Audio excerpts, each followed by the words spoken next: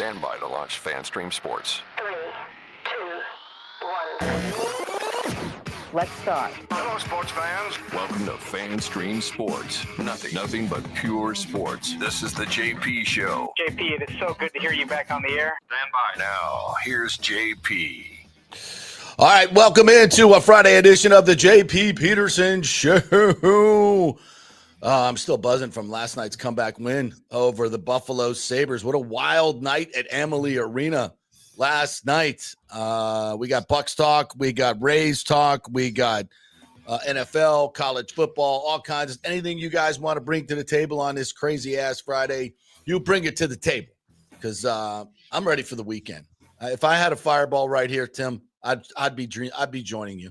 I'd be joining you with a fireball on a Friday. It's impressive. Morning. Yeah, I'm ready for the weekend. I don't know why. It feels like it's been a long week. I don't know why.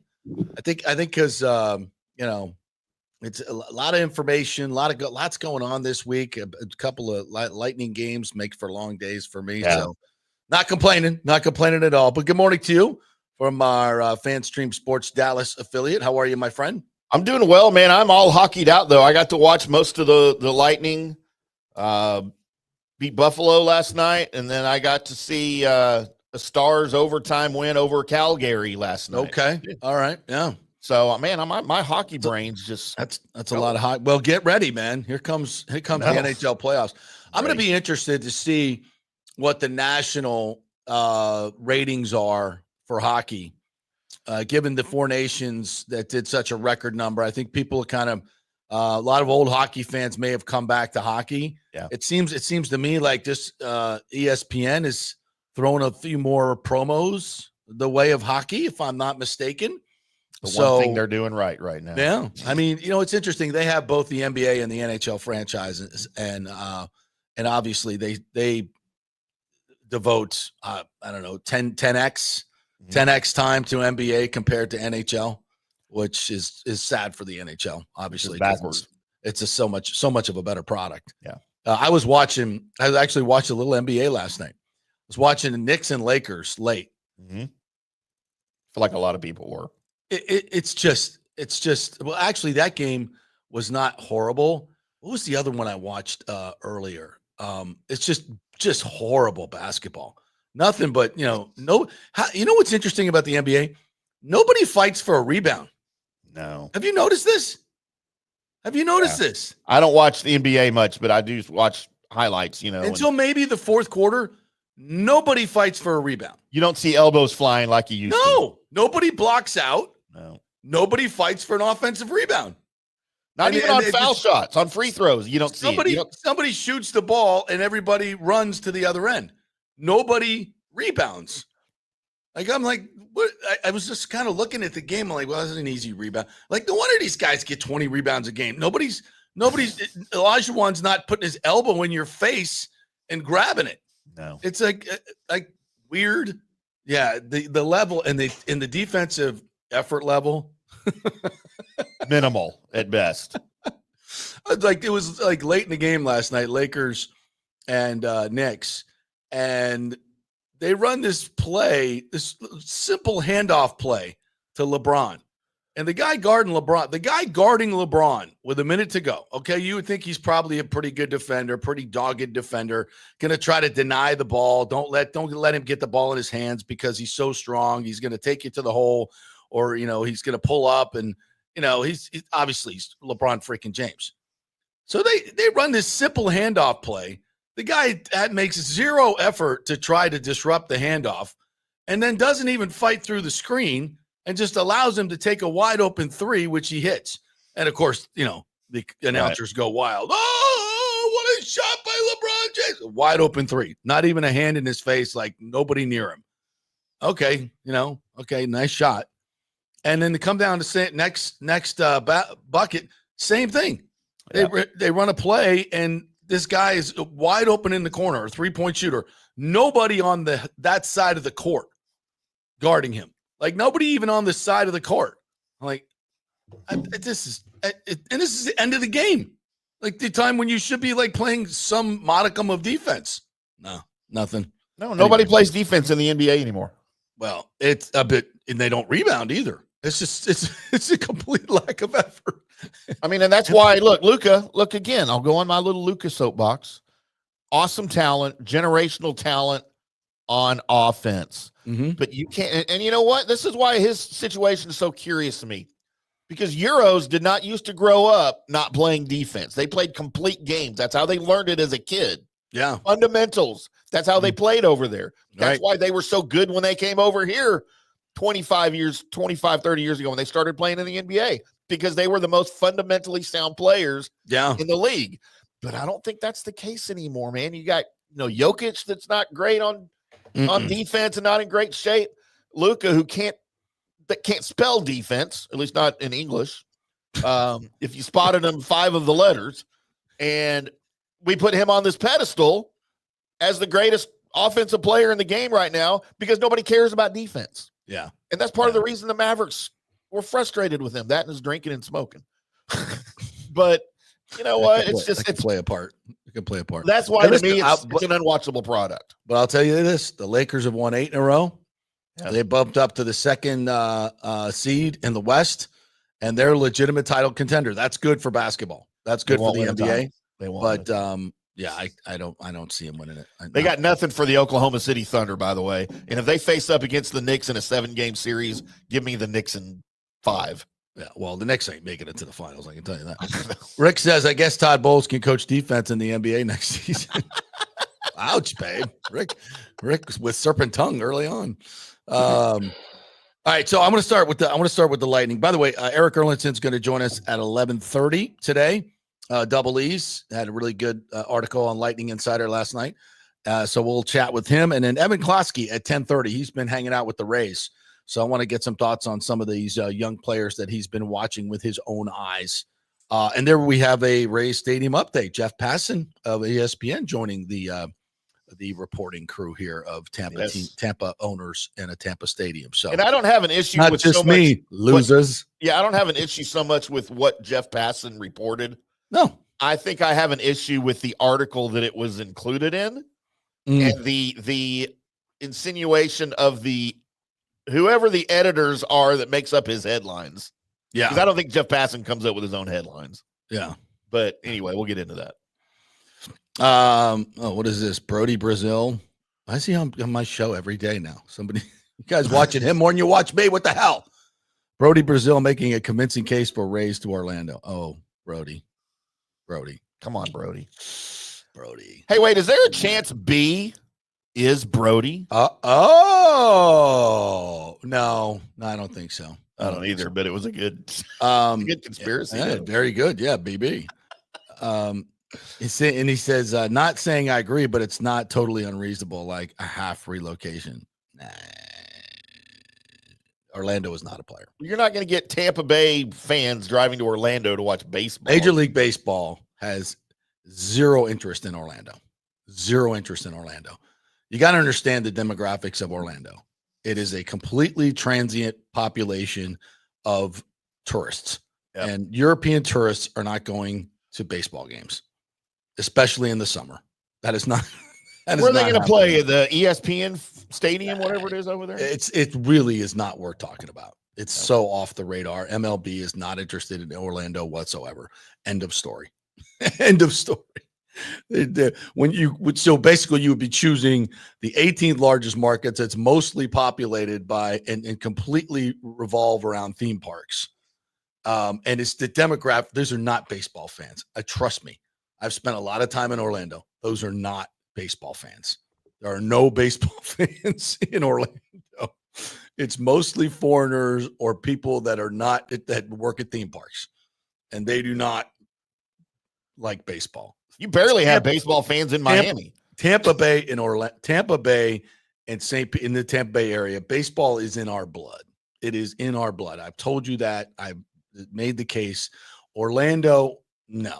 It's a complete pipe dream, and mostly it's been used by Stu as supposed leverage, and he has no leverage. So let's please. All right, so let's get into last night's hockey game. So Buzz in the building, big time.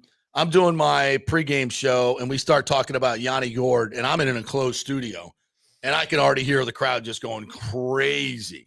So as we start talking about Yanni Gord and the trade. So they were hyped up. Yanni hits the ice for the pregame warmups. Normally it's empty about that time, but there was a crowd and they were loud, and Yanni's like buzzing around.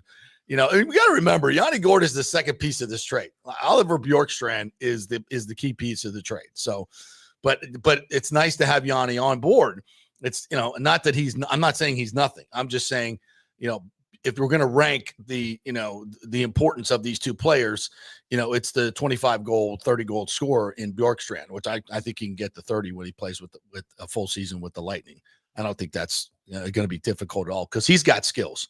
He scored last night, what ended up being the game-winning goal, kind of a little dirty goal in the crease. And he's just got great hands.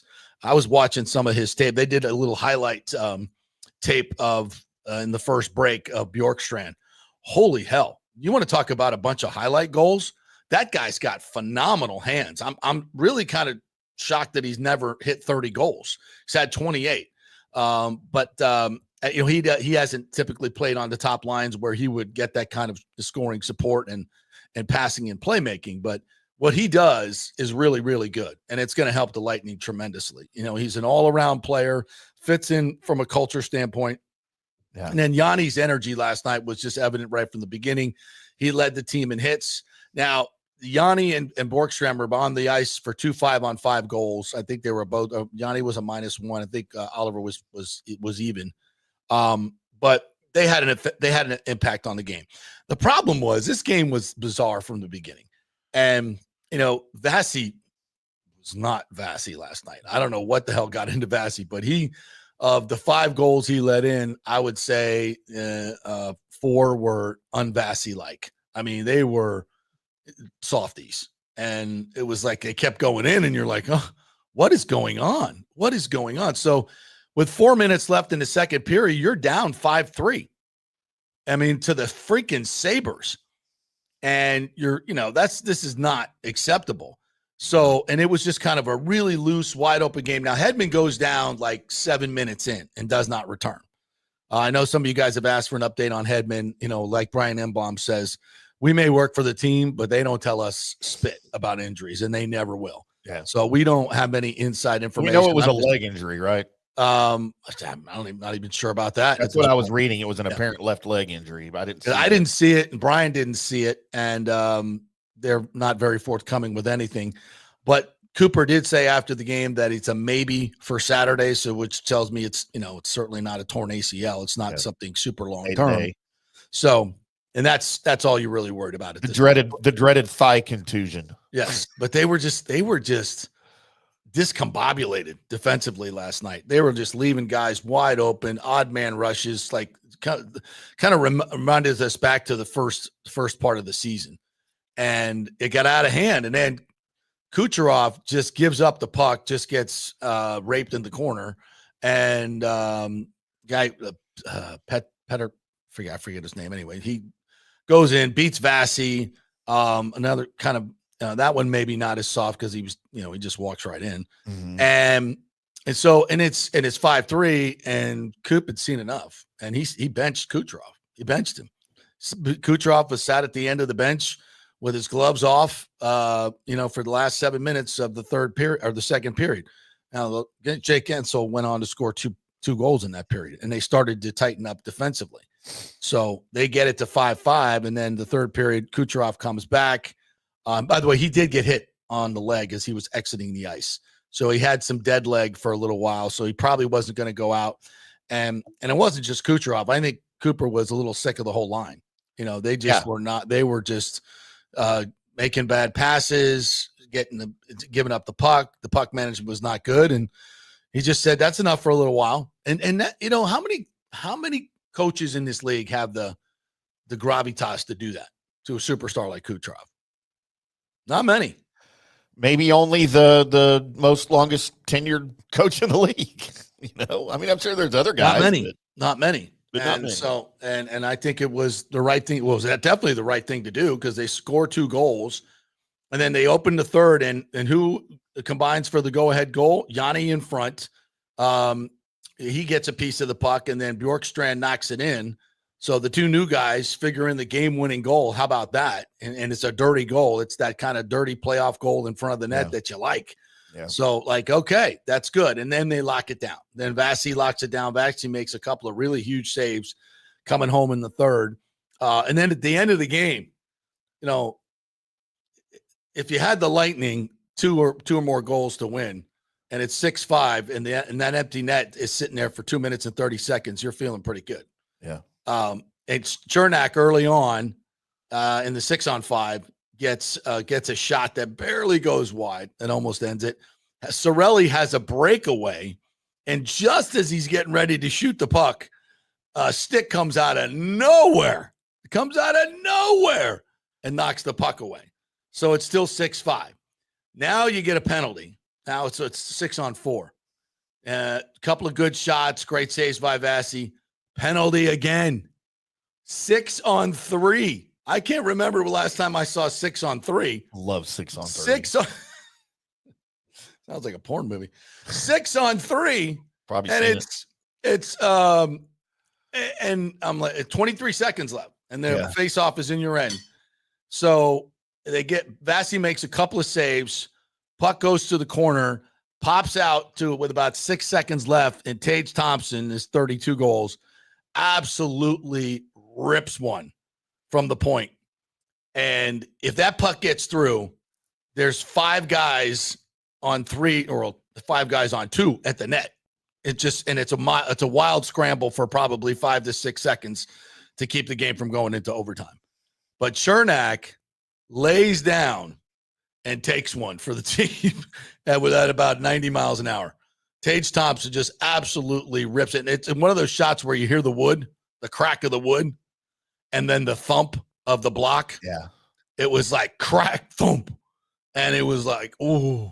And Chernak stayed on the ice for just a couple of seconds, but and the puck gets blocked far enough away. It went far enough away off the human backboard that they couldn't get another shot. Game over. So what a dramatic finish too. What a dramatic finish. Hell of a hockey game. Now, it's not what you want to see at this time of year. You don't want to see the bottom feeder come in here and you play that loose. That loosey-goosey, pond hockey, as Eric Erlinson called it in his story. Yeah. Nobody wants to see that. And it's absolutely, completely the antithesis of what we've seen for the last month and a half, 2 months from this Lightning team. Now, look, you put 2 new guys in, and Hedman goes out. Kucherov's having one of those nights. I guess it's going to happen. But the thing is, you're down 2 goals with 4 minutes to play in the second period, and you come back and take the lead within 5 minutes and then lock it down. So this is a great sign in this, that you can play, up and down pond hockey. You can lock it down with the best offensive teams. You can lock it down with the best defensive teams and play a 2-1 game. You can do anything. This Lightning team can play any way you want to play. And I think that's a great sign for the playoffs, because you're going to get different matchups as you go through, right?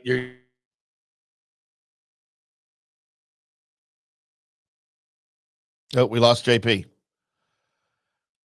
JP, do we? There you are. Okay, you're back. Wow.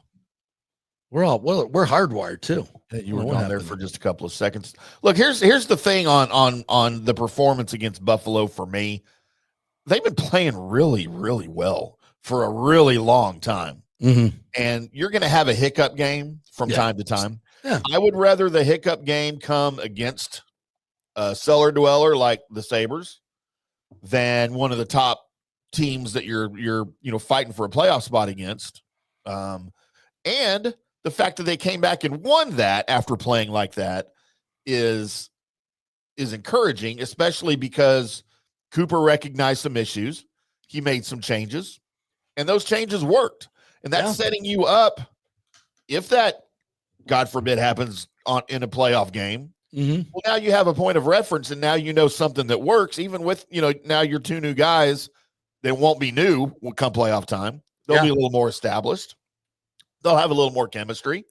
And so, it was hard to watch, but I think it might have we might have got a positive coming out of this, other than the fact that they got the 2 points and they got the win.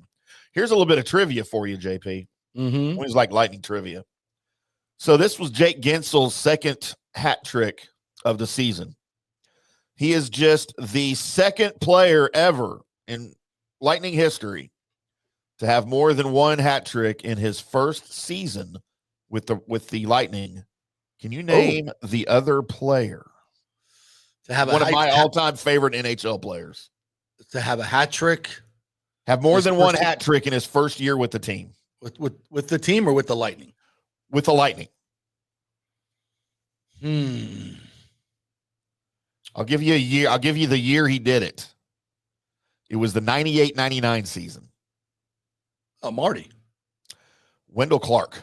Wendell Clark. Yeah, I love Wendell Clark. When did Marty get here? Marty didn't get to Tampa till maybe 2000.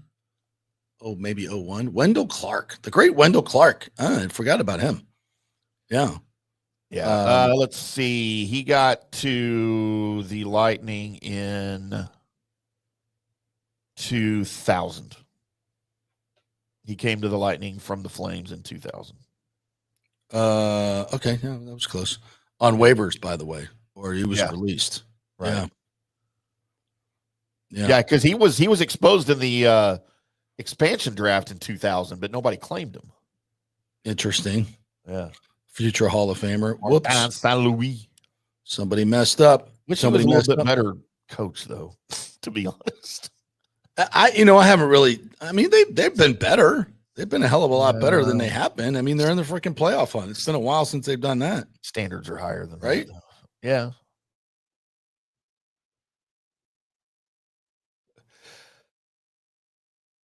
We lost you again. I don't know what's happening over there in the Tampa, internet world. We keep losing JP there. So yeah, big win by the Lightning over the Sabres. The Lightning now third in the Atlantic Division, 3 points behind Florida. Is that you or me? Is that you or me? Wi-Fi. That's you. I mean, from what I can tell, that's you. Well, we're not on Wi-Fi. We're hardwired in. I don't know. That's weird.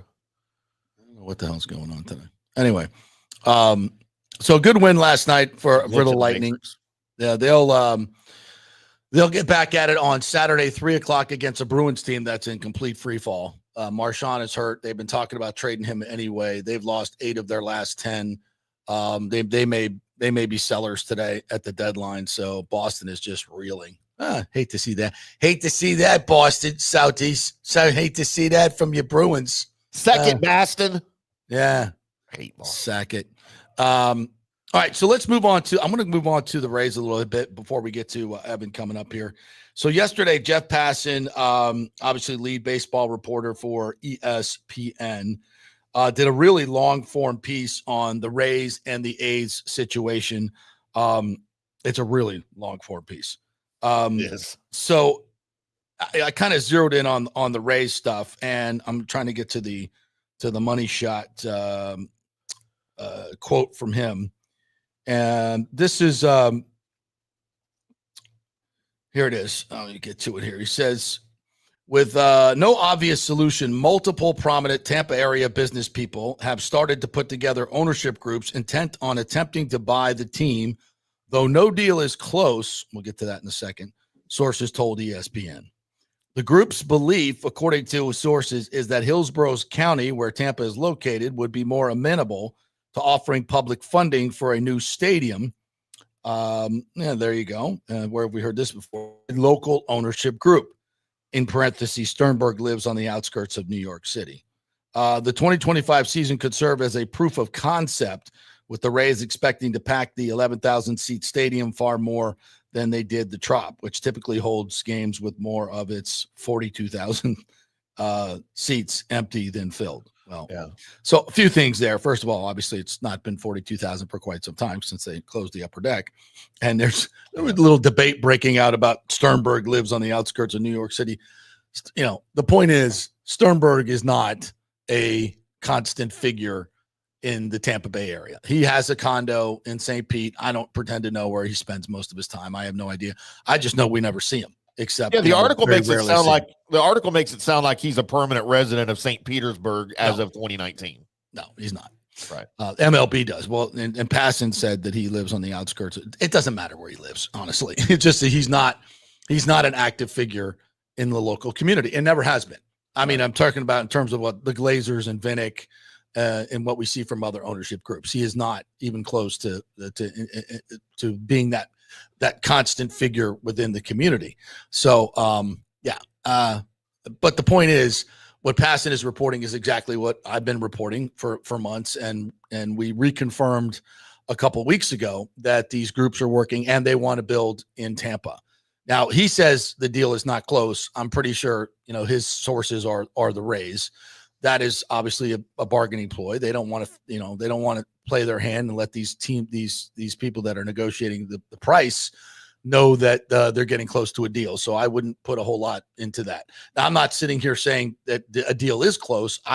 What I've been told is it's going to be kind of up to Stu, and when he decides on a price. Now, I've also been told that Major League Baseball is strongly encouraging him to get this done sooner than later. Obviously, they want to have the stadium's deal done, I think, by at least summer, and they can announce a new stadium in Tampa in the summertime. That's what they want to do. I'm not saying they are, but this is what I think Major League Baseball and the both groups trying to buy this team, they want to move it forward because they don't want to spend forever in Steinbrenner Stadium. Now we're going to get some more clarity on what they're going to do with the Trop here towards the end of the month. I still think it's a long shot that they vote to fix it. I do think ownership change has a place there. I don't think the city of St. Pete wants to work with the Rays at all in this ownership group at all, being as they walked them through this dog and pony show for 3 years. And the city has spent millions on this deal, and only to have the Rays take their ball and walk away, just like they did to Hillsborough County in 2018. And we told them that was going to happen, but sorry, Mayor, you didn't listen. Apologize. We tried to warn you.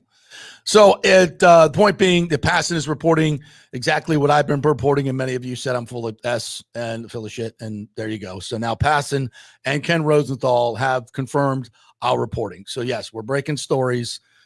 Break stories, fine. You don't have to break stories, but don't shit on mine when you don't break stories. So the umbrage that I have with this article, because I saw the same exact article you did, and that's where I was going with this, is not so much in the content of the article. It's the intimation by the headline, by the editor's headline. The headline was 2 major league teams, 2 minor league ballparks, and what it says about the sport. But they don't address, and that's why I think this is an editor's headline, because as a writer, like I know when a headline doesn't necessarily match the article, that doesn't come from the writer. Right. That's the editor trying to get eyes on the article, right? Right. Kind of clickbait is where that term came from. So, but basically what they're saying is that because of this situation, it's bad for baseball. It's bad for MLB. Right. Okay, well then, and this is to me the difference between the NFL, who owns headlines year round because they've built their off season, right, to get headlines. That's why we have free agency starting in March, the month after the Super Bowl, and then the draft is in April, and then you start having rookie camp, and it just the headlines continue throughout the summer for football. Well, baseball doesn't have that, and here we are in spring training. Teams are playing; they're on the field in exhibition games, and we're evaluating players, and we get something like this from ESPN. Yeah. The worldwide leader, because, well, Major League Baseball is on the decline. Look, we got 2 teams playing in minor league parks. Well, you have to go in and see why they're playing in one team had a freaking hurricane, for the love of God. And let me ask you this. Do you think that story and headline would have been written had MLB and baseball not broken up last week? No. You think the powers that be at ESPN told Jeff Passan, go get me a hit piece on MLB to make sure everybody knows, our investors know why we're not partnering with them anymore. Oh, yeah. And yes, sir. Coming your way. So like, what was it, 5-6 years ago when you had the Rams move and the Rams playing in a 100-year-old stadium, and you had the Chargers playing in a soccer stadium that held did 11,000 ESPN write people. a story about what does that say about the NFL? Exactly. We didn't see those And headlines, they wouldn't have right? wrote that story last year when they were still partners with MLB. My God. So wow. anyway, Agenda reporting. I love it. Agenda reporting. Yes. That's what we're like. Way to go. That's what you went to journalism school for. All right. It's mind-boggling, though. All right, let's transition without a break. So our thanks to Bay Area Modern Medical Center, the G's Law Group, Italiano Insurance, the Golden Diamond Source, Third Generation Plumbing, and Cafe Paradiso for allowing us to go commercial-free for the hour, but we'll make it up in the second hour. And we bring in the great Evan Klosky from Tampa Bay 10. What's up, partner? How are you? I'm doing well. We're back on the porch, so things are great. We're enjoying this. How are Where's you the guys? dog? Is dog out? Dog's out with my wife right now. Okay. Getting a little walking. All right, good job, dog. All right, so you've been spending some time down in spring training. I'm so jealous. Going down there, the weather's great, baseballs, the sounds and the smells. Fantastic. How's it been? How's Port Charlotte?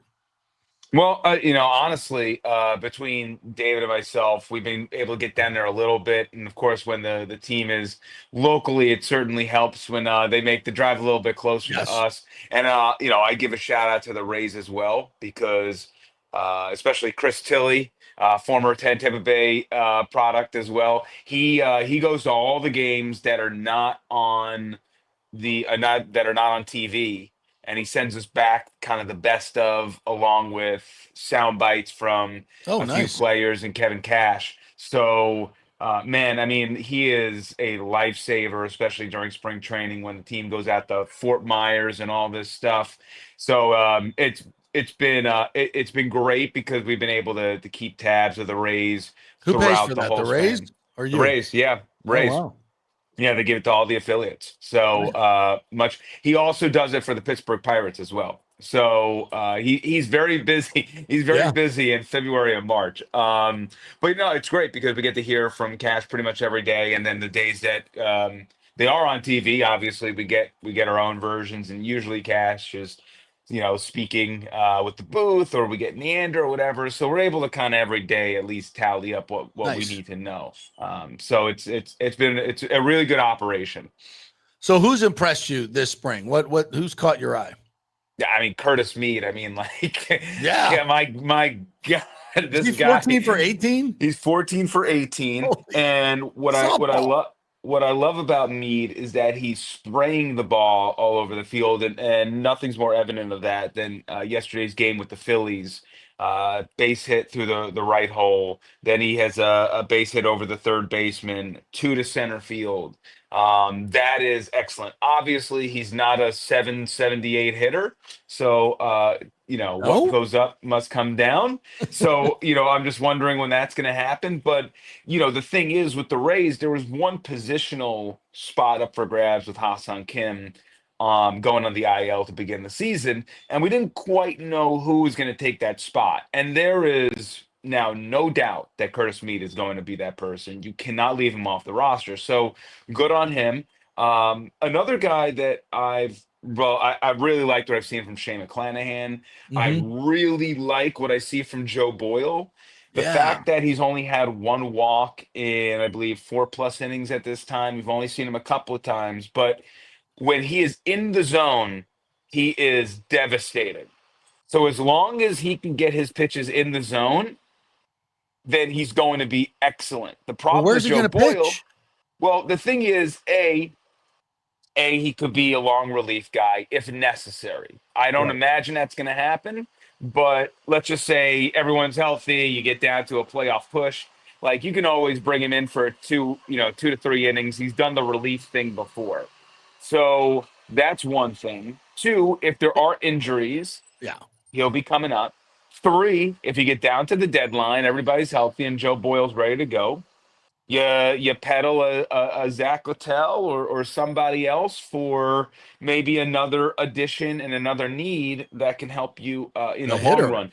Yeah, I mean, whatever it is, I mean, we know that the Rays have injury issues every season, right? Like, it's been a long time that we've been able to go through a season and be like, man, all the pitchers are healthy. Like, last year was probably the closest we got to it, but, again, McClanahan is not going to be able to make it through the entire season. I think the goal is 150 innings with him. Drew Rasmussen definitely is not going to be able to make it through the entire season. He's going to need a breather. Shane Baz, I don't think, has gone north of 100 innings in his career. Ryan Pepio can probably do the workload of a full year, but I would guess that they need to make sure that he doesn't get like 200 innings. Right. And Littell is probably the only one who can really, and then Taj Bradley will probably need 150 innings, and then Zach Littell is probably the only one who you can say, hey, if you can make it through the entire year, go let it rip. Yeah. So there's an element of balancing all the arms, and I would argue that Boyle's probably seven of all that. So I'm really, but he does look like he has Tyler Glasnow type of abilities when Glasnow came to town, and he was also erratic, and the Yeah. Rays honed that in and made him into a special pitcher. So there's that, and then I want to say Eric Orzi. I out of the bullpen, I like what he's seen. He came in that Jose Siri deal, and he seems like maybe he could be a dark horse to make the opening day roster in the bullpen. And when you look across, well, Boyle especially, I mean, when you're throwing 100 miles an hour almost every freaking pitch, obviously he could be a candidate for the bullpen. You never, you didn't want him to because he walked too many guys. That's always been his thing. He can't find the strike zone. If he finally has mastered the strike zone, he would strike me as a devastating closer. I mean, he has that profile. Is that something that now that they've got him throwing strikes and he's getting to 0-2, 0-1 more importantly, is that something that they could look at? Because the bullpen I know has got good arms, but I still don't know how it's all going to shake out. Clearly, Fairbanks is going to be your closer, but what does the rest look like? Yeah, I think you keep Boyle as a starter until you're proven that the other stuff is not good enough. And at least up to this point, it seems like he can maintain as a starter with the stuff that he's got. The Rays have a guy that you're talking about throwing, close to 100, great fastball, who was once a starter, and they tried it and it didn't work out at the lower Yeah. levels because his other pitches didn't work. And that is Mason Montgomery, Mm-hmm. who I think is another dark horse for potential closer. If anything happens to Pete Fairbanks, which history tells us something's going to happen to Pete Fairbanks. Right. I would say that Mason Montgomery is probably my next guy that I would want closing. And he is exactly that dude that you talked about. Another guy who's impressed me. He impressed everybody when he came onto the scene last year. And, lefty, his fastball is probably one of the best right now in Major League Baseball, just from a pure stuff standpoint. His induced vertical break is just ridiculous. So, I am a big fan of Mason Montgomery, and a lot like the Rays are going to have to figure out what they're doing with this bullpen because as it's currently constructed, they have one or two arms too many, which is a good problem to have. Right. But there are some candidates that they could part ways with, right? People who last year they went into the season and like Davinsky never worked. That was round peg square hole. They did some of those things, and it took a while for them to part with certain guys and then bring up new guys who were great. But we all think Uceta is going to be another great piece again this year. Guys who I think who could maybe work themselves out of the Rays if things don't go swimmingly. Garrett Clevenger is a guy who I think needs to prove himself early this season, as his last year was quite up and down. And then also Manuel Rodriguez, who I loved watching last year, but he's out of options. Yeah. So it's either put up or shut up time for him. So if things get bumpy, he's got to go. So those are just some guys who I'm watching early in the year as some other dudes get probably sent down and the Rays continue to do their tinkering sort of deal where they find someone out of nowhere and make them into something. And then, they got like Vassell and they have Faedo. These are guys who don't have options. So if Faedo doesn't make the opening day roster, he's released. Or you option him and hope to get him back, and then also Vassell, you got to return to the Mets as a Rule 5 guy. So there are some options where they also want to make sure that hey, we've looked at all these guys and have said we've looked at them, we've exhausted it, and we're going to just let you go. Yeah. Evan Klosky joining us here, talking some Rays baseball. So as this lineup looks right now, and by the way, Cameron Arrow had a bit of a stiff back. That's not something they think is serious, right? Yeah, they said very. I think Cash said very day to day, not day to Very day, good. very day to day. So the hope is it's just precautionary. Yeah. So obviously he's had a great spring. Meade's had a great spring. I still think there's a gaping hole for a slugger, an outfield slugger. And with this absolute abundance of pitching, I'm wondering if Neander's not, looking for a deal at some point with somebody to get a more potent power hitting outfielder, which I know Morel has cleaned up some stuff in his swing. I just have no confidence in that guy really at this point. But he's young. I mean, he could turn it around. He's done some good things in this league, but I'm not giving up on him, but I still think there's room for a move. If they could add some salary, wink, wink, who knows? What do you think? Is that something that's possible, or you think they're pretty set with their position players right now?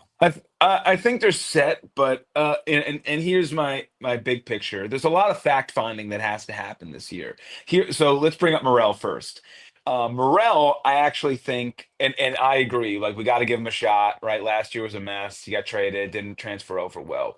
But Morel is interesting because he's not the same player now that he was when they acquired him back then. Why is that? Well, they acquired him because he was going to play in Tropicana Field. His profile was great in Tropicana Field with that left field kind of little wall and the amount of homers he could potentially hit there. Well, in Steinbrenner, it's different dimensions. He Yeah. actually isn't a great hitter for Yankee Stadium. So now you're wondering, am I going to have Christopher Morel for 2 years in a ballpark that doesn't fit him? That's not what I signed up for. Again, not necessarily Great Eric point. Neander's fault.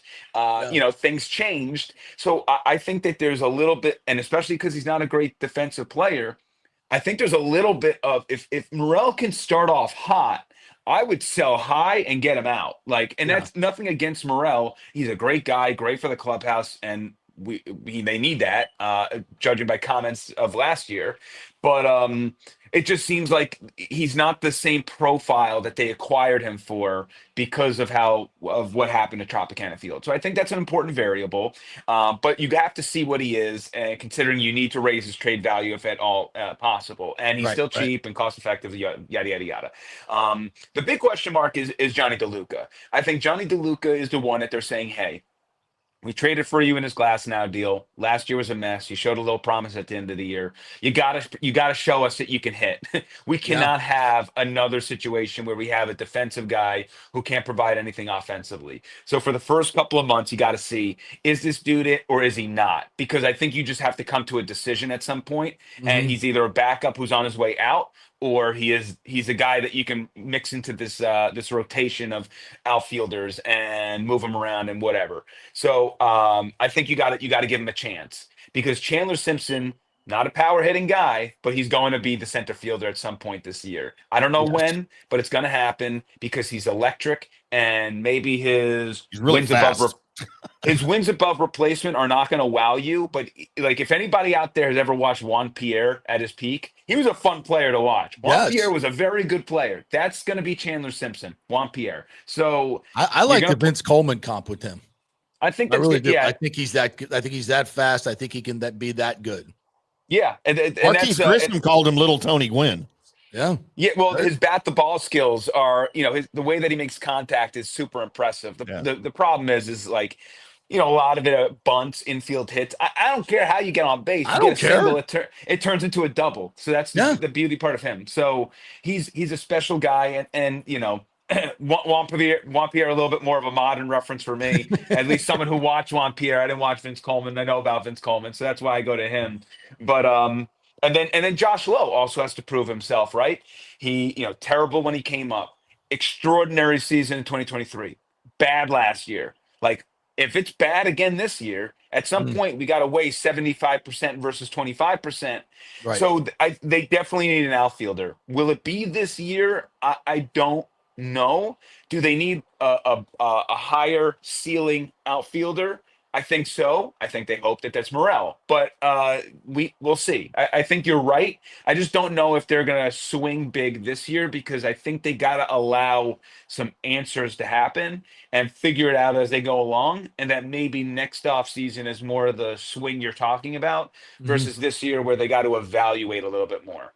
I was going to ask you about Chandler Simpson because everything I've read on him, of course, they drafted him as an infielder and they moved him to the outfield. And last season, again, I didn't watch him, but everything I've read, he struggled mightily in the outfield with his path to the balls and things like that. But supposedly this spring, he's learned a lot and he's playing much better in the outfield. Those paths to the balls are a lot quicker now.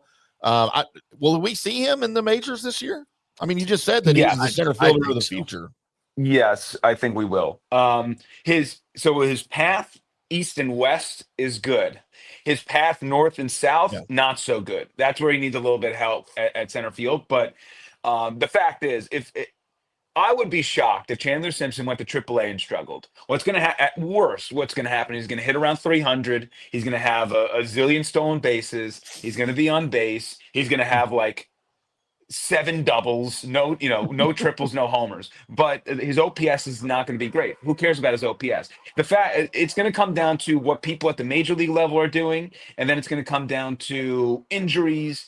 But they're going to have Chandler Simpson on this roster at some point, Right. if at the very least to prepare him for next season, like Yeah. they did with Junior Caminero. But my guess is Eric Neander and company back there know that they're not expecting Chandler Simpson to be a rookie next year. They just gotta make sure that when they bring him up, he's here to stay.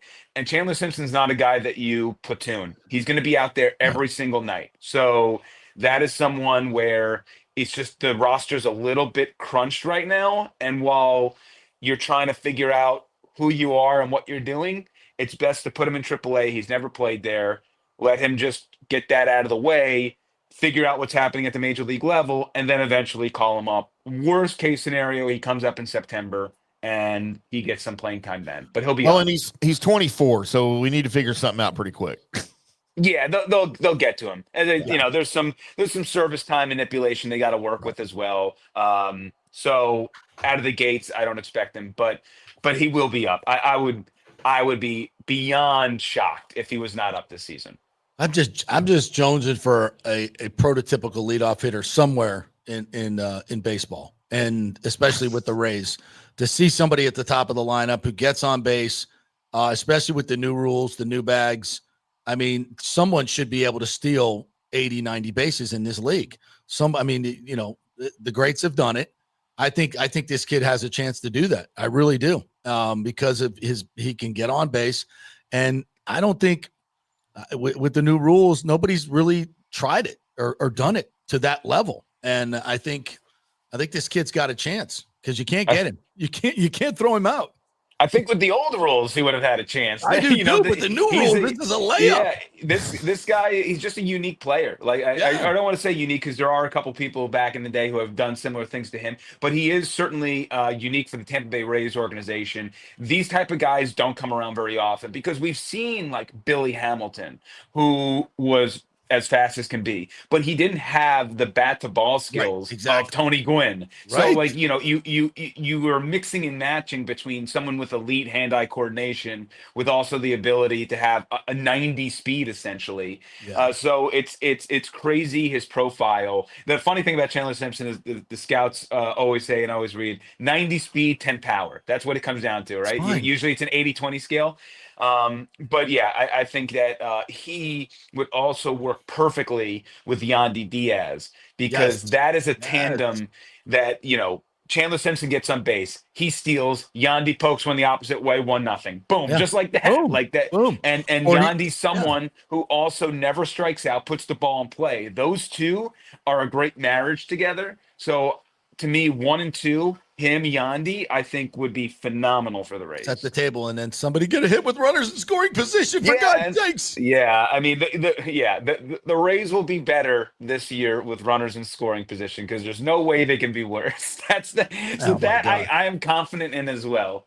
You mentioned the culture thing, and with that article that Topkin wrote last week, I thought was certainly long overdue.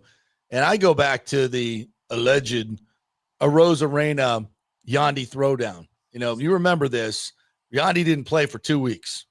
And they sucked after that. And they went into the playoffs and they were terrible. Scored like one run. And ever since then, and even prior to that, there just has not, and I've talked about it on this show. It's not Rays baseball. It's not what we used to see. It wasn't a good feeling in the clubhouse. I mean, I wasn't around the team, so I'm not going to pretend like I was, but it would manifest itself on the freaking TV screen. You could see it. And it was very anti-Cash, which was weird for me. I'm like, why is Cash not doing anything about this stuff? And he would, from time to time, he would have to, he would bench Siri, but it just didn't seem like that was his kind of clubhouse. And I kind of get the sense at some point last year, he said, that's enough. I'm not doing this anymore. You need to we need to clean this out. We need to just start over, or just not start over, but we need to clean out some issues here. And I think that's exactly what they did. There's more than half this roster is new from last year's opening day roster. And I don't think that's why, and a lot of that happened last year. So, and I think this is a good thing. I think it's a great thing actually for this team. And I think it's going to manifest itself on the field in terms of getting back to Rays baseball, much more fundamentally sound, doing the little things that they used to do to beat other teams that they had to do because of their lack of payroll. So I think more than anything, that this is a huge, huge thing to get this team back to what I think Cash really, really wants. Yeah, and I agree. And to that extent, I also think this is really the first time in Cash's tenure he's ran into this problem. And look, we can all get older and think that we know everything, but until certain situations present themselves in ways that we haven't seen them before, you just continue to learn. So I think Kevin Cash learned a little bit along the way these past couple of seasons of like things went a little bit of a different direction. I also think upper management learned because they, you don't bring back Kiermaier, and while I understand the move, Kiermaier was a glue in that clubhouse. Exactly. Glasnow was also not like a big talker, but Glasnow was a good figure to have in the clubhouse. Manuel Margot was a pivotal figure in that locker room. So you took out a lot of the locker room guys who kind of steadied the ship, and then it forced everybody to kind of manage themselves. And Brandon Lau has been here forever.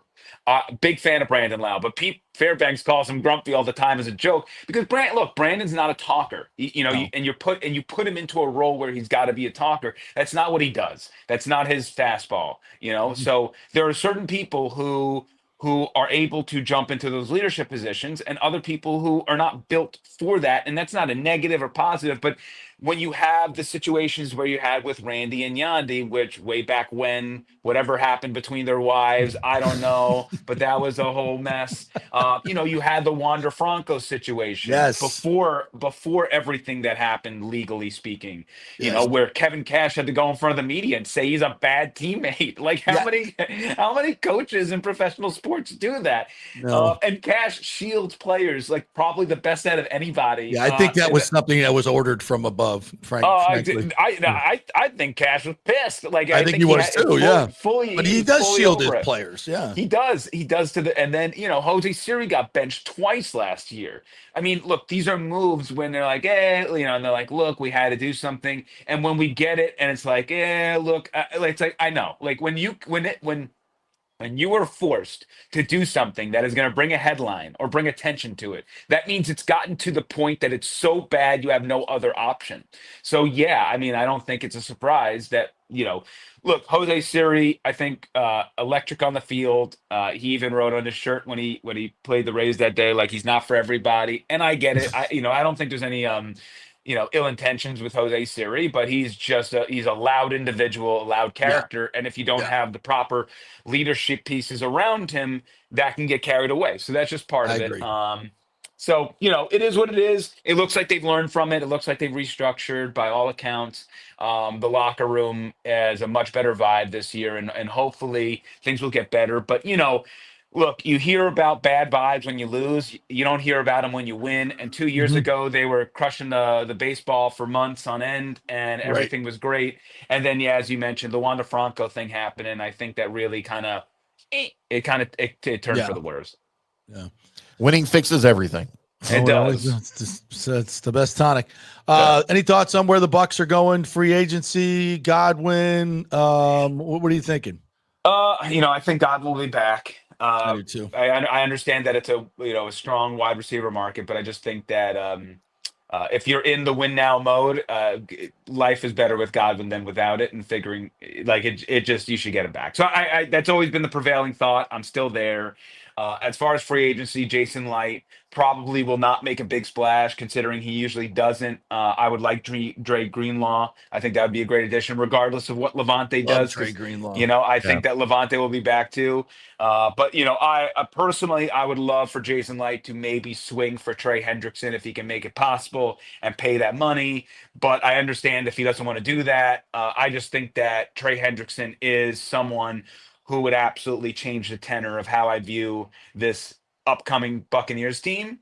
And if you just get a bunch of pieces who you hope to hit and try to do the Eagles thing, there's no guarantees. And then another year could be wasted. And then another year where everyone's older and you're just moving. I just think time is of the essence. I really do. And why not? If you have the money, go get Trey. I don't think it's going to be super expensive. And giving up a late first round pick and maybe getting a pick back in return in the middle rounds, I don't think is the worst case scenario, considering that you would be a Super Bowl contender if you did it. So I mean, you just gotta have my thought. You got to have a little sense of urgency if you're Jason Light here. The Super Bowl window is not super narrow, but it is closing. You got Mike Evans for another year, and then you got to think about what to do with him. Baker Mayfield's here for another couple of years. You don't know what he's going to do after that. So if you're going to go out and get a playmaker on defense, you almost have to do it this year, right? Yeah. Yeah, and that's and Trey Hendrickson like today He's that fulfills the guy. role, and you can't name me a more devastating defensive line than Hendrickson, Yaya Diaby, Kalijah Cansey, Vita Vea. Like that is just that's hell strong. on wheels on the defensive line. And now you've alleviated some concerns in the secondary because now you can do the 4-man rush you've always wanted. You want to do a 4-man rush? That's a group that can do a 4-man rush. So that, like, to me, that's check, check, check, check, check. Like and then you deploy Todd Bowles' blitz scheme that he doesn't have to like force now. He can just do it when he wants to do it naturally. And now you're cooking on defense. Yet you use some of your other draft capital to fulfill some of the other holes.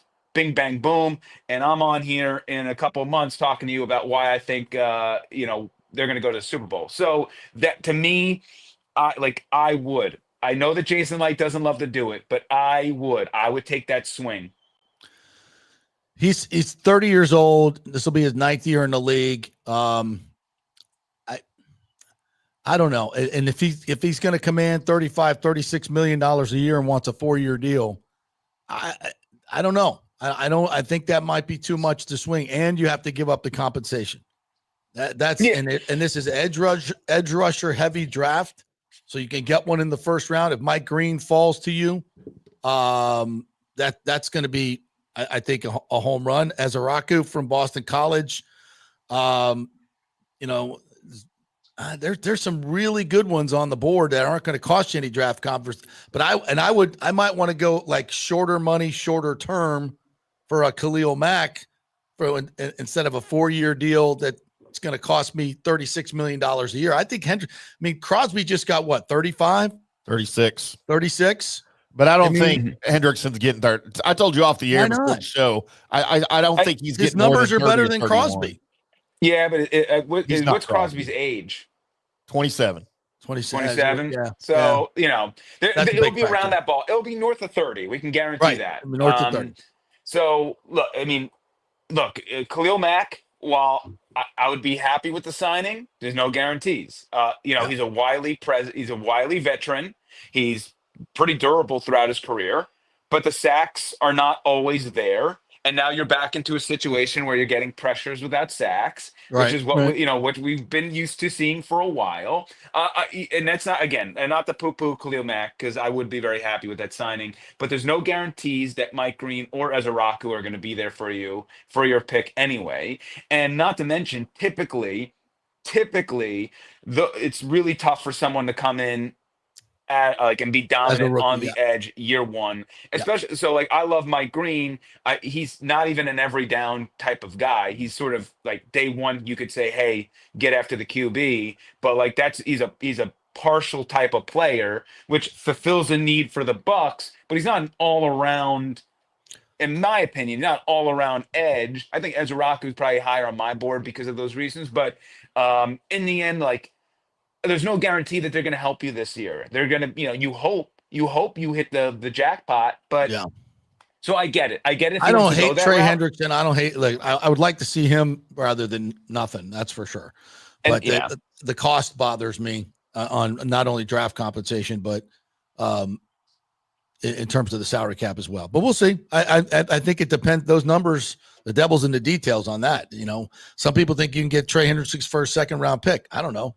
I think it's gonna, it depends. I think you can get him for a higher. second round pick. But you can also do a scenario where you give away a first round pick and then you get back a middle round pick in compensation. So, and to me, this draft isn't very good with high end talent in the first round, but it's very deep in the middle rounds. So I would actually entertain giving away my first round pick to get another middle round pick so I can get more into that depth that makes sense in those rounds versus that first round pick where these guys are fringy first rounders, some more than others, but yeah, I think that you wouldn't have to give up the world for him. Let's just say that, maybe a first round pick and, but that would be it for this year. If you could get him for either a second or give up a first and get a fourth back and sign him for the next 4 years for $32 million, I would do that in a heartbeat. And I think that's all it's going to take. I don't think he's going to get this big Max Crosby contract. I really don't. And he's a Florida guy, so you might be able to convince him to, and not to mention with what he'd be able to make on that money here in Florida. There might be a way that you can convince him at a lower. I mean, again, north of 30, but at least not something that's 36 million. Yeah. You might be able to swing something if Trey is wants to come back to the state of Florida and be close to home as he grew up around the Orlando area. Yeah. All right, we shall see. What else is going on with you guys over there at Channel 10? I mean, we're right into the throes of it right now. The Lightning are cooking. Crazy game last night. Spring training will be around the corner. We'll have opening day a couple of weeks from now, which is really cool, or a few weeks from now. Then we got the Valspar coming up soon. Yes. March Madness is going to be on 10 Tampa Bay, so we're trying Women's to build Final up stuff Four for coming that. here. That's right, Women's Final Four. So the next handful of weeks are actually pretty crazy. Once we get through the Women's Final Four, I think things will start slowing down, and then we can focus in on the Bolts playoff run. But there's a lot of stuff cooking. And then, for most of April, I'm also gone off to Australia. So I'm going to do the Ryan Pepio thing, go out there. And my wife and I were having our delayed honeymoon, pretty much like a year anniversary out there. So we're doing that. And then and so I'll be gone for most of April. But I'll be here for the full steam ahead of everything. And, we'll see maybe in the end of by the end of the month, we'll see if the Rays are finally sold, which is the smoke signals that are going in. I'm sure, you know about that. So, yes. So when someone finally ties Stu down and makes him sign the damn document, sell the team. Good luck. Yeah, sell the team. All right, Devin, great stuff, man. We'll catch up with you before you head off to the Outback. I appreciate you guys. All right, partner. Have a good one. All right, the great Evan Klosky right there. Check him out at Tampa Bay 10. Really good job he does on the nightly sportscast. Doesn't just give you scores. He actually gives you some thought and some opinions, which I like. Don't hold it against him that he's a Buckeyes apologist. It's fine. It's a national champion, baby. It's a national champion. All right, let's get a break in, for God's sakes. When we come back, we'll get to your comments as well. Thank you guys for jumping in there. And we're brought to you by the Jeeves Law Group, JEEVESLawgroup.com. You saw Scott Jeeves on the program yesterday, breaking down the FSU settlement that he predicted, and said it was great for FSU, by the way. For some of you people, the honks that keep saying, "Oh, you didn't get out of the conference," they got what they wanted. That's what they want, and they'll be out soon enough. The Jeeves Law Group, JEEVESLawgroup.com. If you're involved in an accident or need any legal information whatsoever. Get a free case evaluation. Just go to the website, email them, or give them a call. The Jeeves Law Group. Back in 3, non-attorney spokesman, offices St. Pete, Tampa. Hurricane Helene put a hurting on Tampa Bay, and for many of you, the rebuild will be a long process. You must beware of unscrupulous contractors offering up quick fixes for incredible prices. It's a scam. So go with long-standing, reputable companies like Third Generation Plumbing and AC. My friend John Rodriguez has been serving Tampa Bay since 1995 with hundreds of 5-star reviews. If you need a new AC system or any home repairs from Helene, they will work with insurance companies to get you taken care of quickly, expertly installed, of course, and a 1-year maintenance plan and 10-year warranty included on all AC units. 0% financing for 60 months. Contact them at thirdgenerationplumbing.com or 813-961-8024. That's 813-961-8024, thirdgenerationplumbing.com. So many of our Tampa Bay neighbors are finding out the hard way from Hurricane Helene that homeowners insurance does not cover flood damage. You must have flood insurance. It's a separate policy. Immediately call Italiano Insurance at 813-877-7799, and they will shop around to find the best policy before rates go up. Lock it in. Over 60% are underinsured in Florida, or you're not getting your discounts that you're entitled to. So do an insurance checkup at Italiano, and they could save you thousands of dollars. Italiano will make sure you're with a highly rated insurer, so there are no surprises in your time of need. Our hearts go out to all our neighbors devastated by Helene. These are the times we're proud to protect all the pieces of your life. Italiano Insurance, 813-877-7799. Ciao, Paolo Tini here, owner of Caffè Paradiso, voted number 3 People's Choice Award on Open Table. I want to thank all our loyal family of customers that have been enjoying our great traditional Italian dishes we make from scratch every day. It's a great family story we're proud of. Our family moved from Rimini, Italy in 1984. My dad, Caesar, started Donatello, and that's where I got the start in the restaurant business. I started Caffè Paradiso on South McDill in 1995, and we've been there ever since. From our traditional ossobuco, a veal slow roast for 4 hours, to our daily fresh catch, the Gruppo Paradiso, with a piccata sauce and lobster claw meat, homemade pasta like lasagna, farfalle salchicha, which is a bow tie pasta homemade with fresh sausage. Hold on a minute, JP's favorite. I love it. So come and have a glass of wine with me on South McDill. Get a reservation on Open Table and see all our 5-star reviews. Ciao, see you soon at Paradiso. Let's go. Right now, back to the show on FanStream Sports. Sirens going on in the background here at the Jeeves Law Group studio. Uh-oh. Oh, I can hear him, yeah. What'd you do? Lots of things. Not exactly sure what the statute of limitations is. This door bothers me. Somebody over at Panera Bread choking.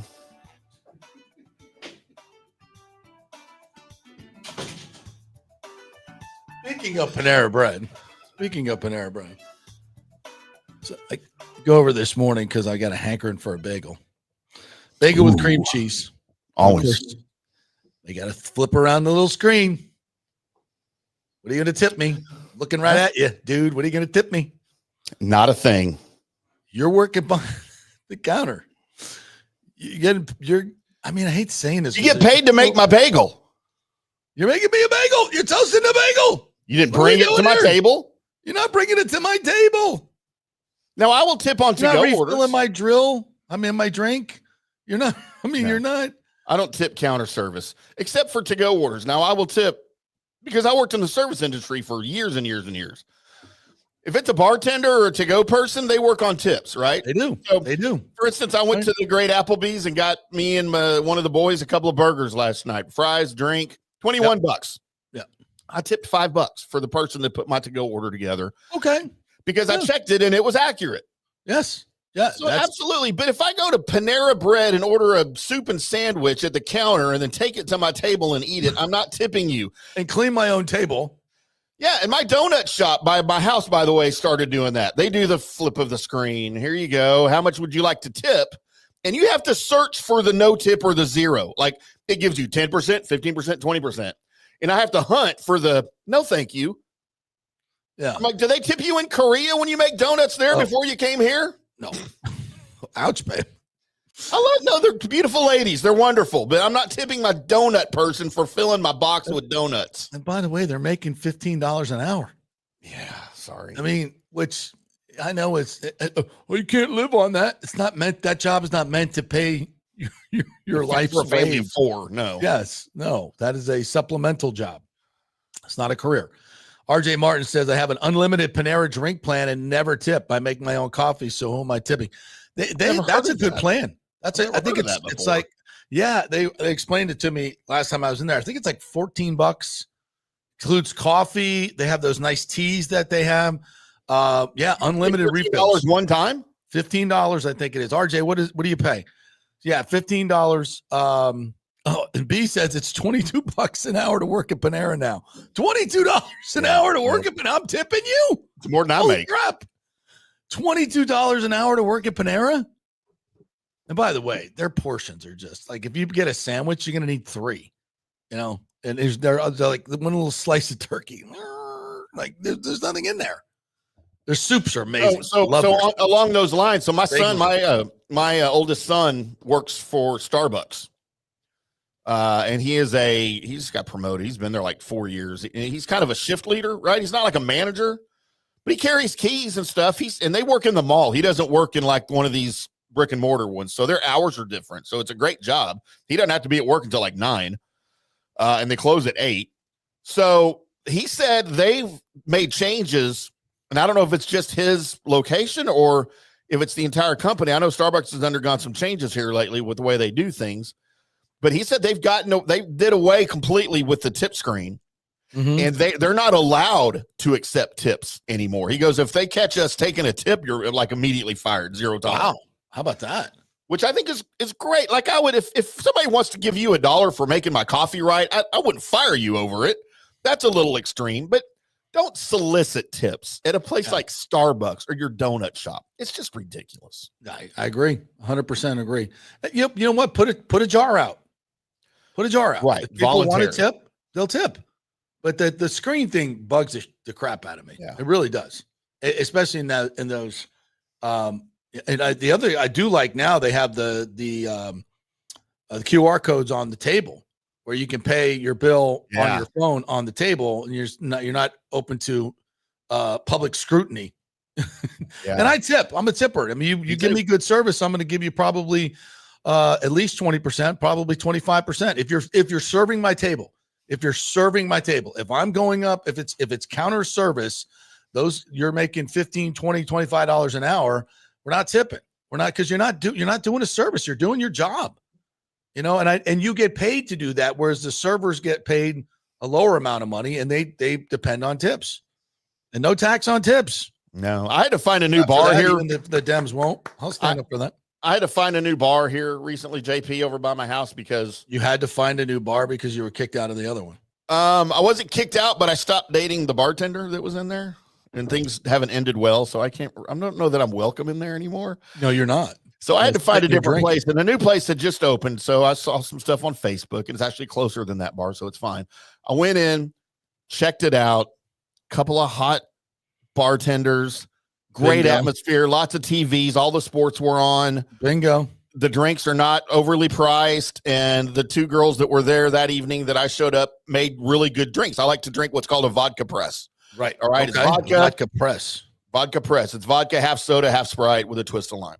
So it's not as sweet as a vodka Sprite, but it's sweeter than like just a vodka soda. I like it in between. Okay. It's called a press.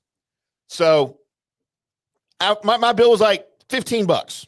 Paid with my card. I tipped $10. The girl grabbed it and she looked at it like, wow, thank you. And I said, you know what? I like this place. You guys make good drinks. I'm going to tip you for it, And place was pretty empty anyway, right? So I'm just trying to do them a favor, whatever. Yeah. And she goes, we really need more customers like you. And I get not everybody's going to tip $10 on 15. I wouldn't expect anybody to. But, $5 is not out of the question on 15 for somebody. Is that one drink or 2? That was 3 drinks. 3 drinks for $15? Yes, 3 well vodkas for $15. That was $5 well drinks. Damn. So You can't Yeah, get so I'm a gonna tip single. 10. You can't get a single in South Tampa for $15. no. Are you kidding me? I enjoy tipping and makes the girls notice me, and then I throw more money at them. That's the way the business is supposed to work. Exactly. I mean, back in the old days, $5 drinks. If you make them strong, you get a good tip. Yep. If you make them weak, you don't. That's how bartending works. If you're good at what you do, you make a nice drink, you have conversation. I can't tell you how many times I've gone into, especially in South Tampa, especially at Bar Taco. I'll name names. I have no problem with naming names. Bar Taco is the worst at it. But I can't tell you how many times I've gone into bars, and American Social also is renowned for this, even though I love some of the people that work there. But your bartenders need to be better. They need to be better, especially the guys that work in the inside. And it's you sit at the bar, right? And it's not even crowded. Like, there's open seats. The bartender's back there doing side work. All right. Look up, see you. Okay. Side work. Got to go. And then they're over at the counter. Then they're doing something over here. Then they're walking over here and doing something over here. Because they just want to leave. I'm just like what the F is going on? Like, when I was a bartender in Tallahassee, my boss taught me, if you're, I don't care what you're doing, if it's in terms of prep work or whatever the stuff, that needs to be done. If someone sits at your bar, if they don't have a napkin in front of them and your ass in front of them within 15 seconds, you're fired. You're fired. And the pace, it's what some of these guys work. And it's mostly the guys, by the way. The guys, the guys are like, it's like, I'm too cool to actually be a bartender, but that's my job. So I'm going to give you attitude. And I'm just like, and I'm supposed to tip this guy? And I'm like, it's unbelievable. Like, this, I'm sorry, this is your job. Be good at it. And I've literally sat there for 5, 10, 15 minutes sometimes. Oh, yeah. Where it's not even crowded. And there's 5 bartenders running around the bar doing side work or doing whatever the hell they're doing. And then they saunter over to you and not even make eye contact and put a napkin down and say, what can I get you? And I'm just like, not a, hey, how are you? What's up, man? No. Hey, sorry you had to wait. No. Yeah. I'm like, what the F? Are you kidding me? It's unbelievable. We had this one bartender at one of the bars. You want to swing your little machine around and ask for a tip? Yeah, screw you. No. We had this one bartender at one of the other bars by my house that was notorious for, he was like mid-20s, skinny jeans, army boots, tight, T-shirt that was 4 sizes too small, where his nipples were about to poke through the freaking fabric because it was so tight, that he was notorious for just, if you're a dude and you walk into his bar, forget about it. You're not getting a drink. Yeah. He will wait until a hot chick walks in and sits next to you to come over and help her. Yeah. And then do you need something? And he lasted like 6 months for some reason. We all complained. And then we just quit going there, and now it's closed. Exactly. Thomas Casper, Hat Tricks is excellent. Hat Tricks is the best. They have the training that goes on there. You could be 3 deep at the bar. You could be 3 deep at the bar, which you normally are at Hat Tricks, because it's always crowded, because they know how to run a bar. They have great food, and they give you phenomenal services. The girls and the guys, Dave and Steve, everybody that works there, the owners, they know how to run a freaking bar. And you sit down. If you sit down and you wait more than 5 seconds for someone to come over, and it's usually a beautiful young lady, they know exactly what they're doing. And if your cup is down to this, they're over there. They know exactly what they're doing. I mean, you could have an empty glass at Bar Taco for 3 hours and you're not getting served. And it's just unbelievable. It's crazy. No, Hat Tricks, you're right, Thomas. Hat Tricks is the bomb. And they know how to do it because they do it right. Rick says, Tim, that bartender now feel bad for watering down your vodka and taking your $10. They didn't water him down, brother, because I watched him make it and I tasted it. I know exactly what I was getting at a bar. You watch him make it. And if I can't watch my bartender make my drink, I don't accept the drink. Yeah. Yeah, let's give some love to the good people. Daniel Rivera says, McDivitt's at West Chase is excellent, especially their wings. Yes, I used to live out there many moons ago, and their wings are freaking phenomenal. So you never know how over time, but evidently they're still doing it. when you have them, you'll want to come back for more. I know the owner and the people there, great atmosphere. It's probably the same owner as 10 years ago. They're fantastic. Yes, shout out to McDivitt's, really good place.